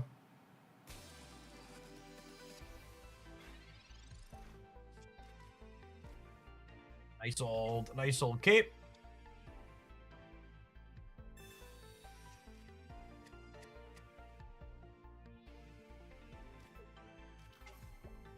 Pikachu EX. Oh, is it like an all EX deck? Cute. Do I want to put Cape on Staryu? Cape on Staryu plays around Geo, but I feel like there's no way they have room for Geo in this deck, so I think I'm going to decline playing around that. I might want the Cape for the Glaceon later, because Cape on Starmie doesn't save it from any breakpoints into everything else they have going on.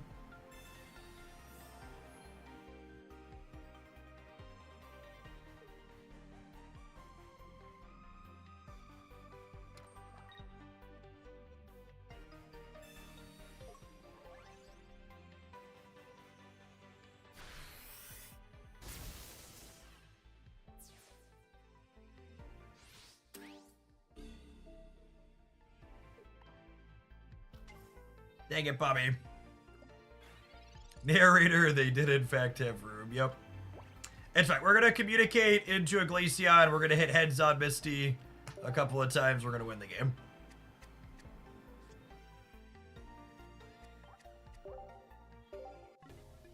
It's fine. I owe Alex a 10 pull anyways.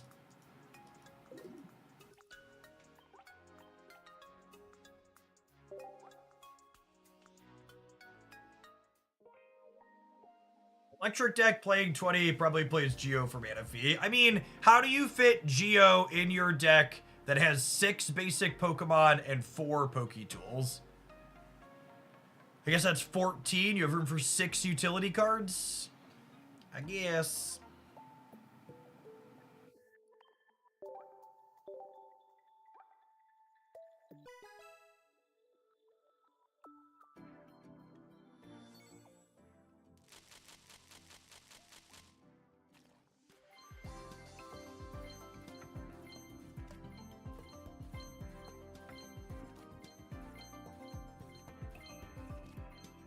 Erases.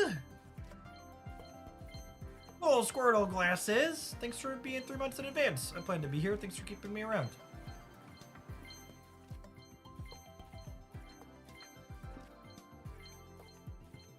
How many God packs has Jeff pulled? 2. Rip.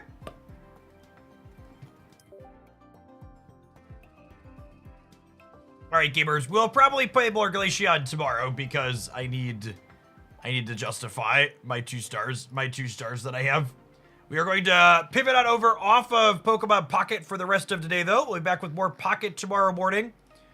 My plan, for people not familiar, I tweeted in Blue Sky to Discord a schedule, but it's also up on my website. We're just going to kind of do a split of the 2 games I'm enjoying right now every single day. We're going to do Pocket in the mornings, Tuesday, Wednesday, Friday. And we're going to do Pocket in the afternoon on Thursday because we're going to play in a tournament Thursday afternoon, I think is my plan. And we're going to do Snap kind of on the opposite schedule. And then this starts on there. And then the Hoaglandia and Spraggles Open is going to be all day on Saturday.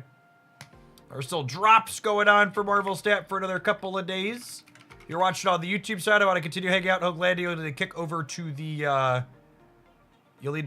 to the... what's it called channel? The Jeff Hoagland channel. The Hoaglandia Pocket one's going to sign off.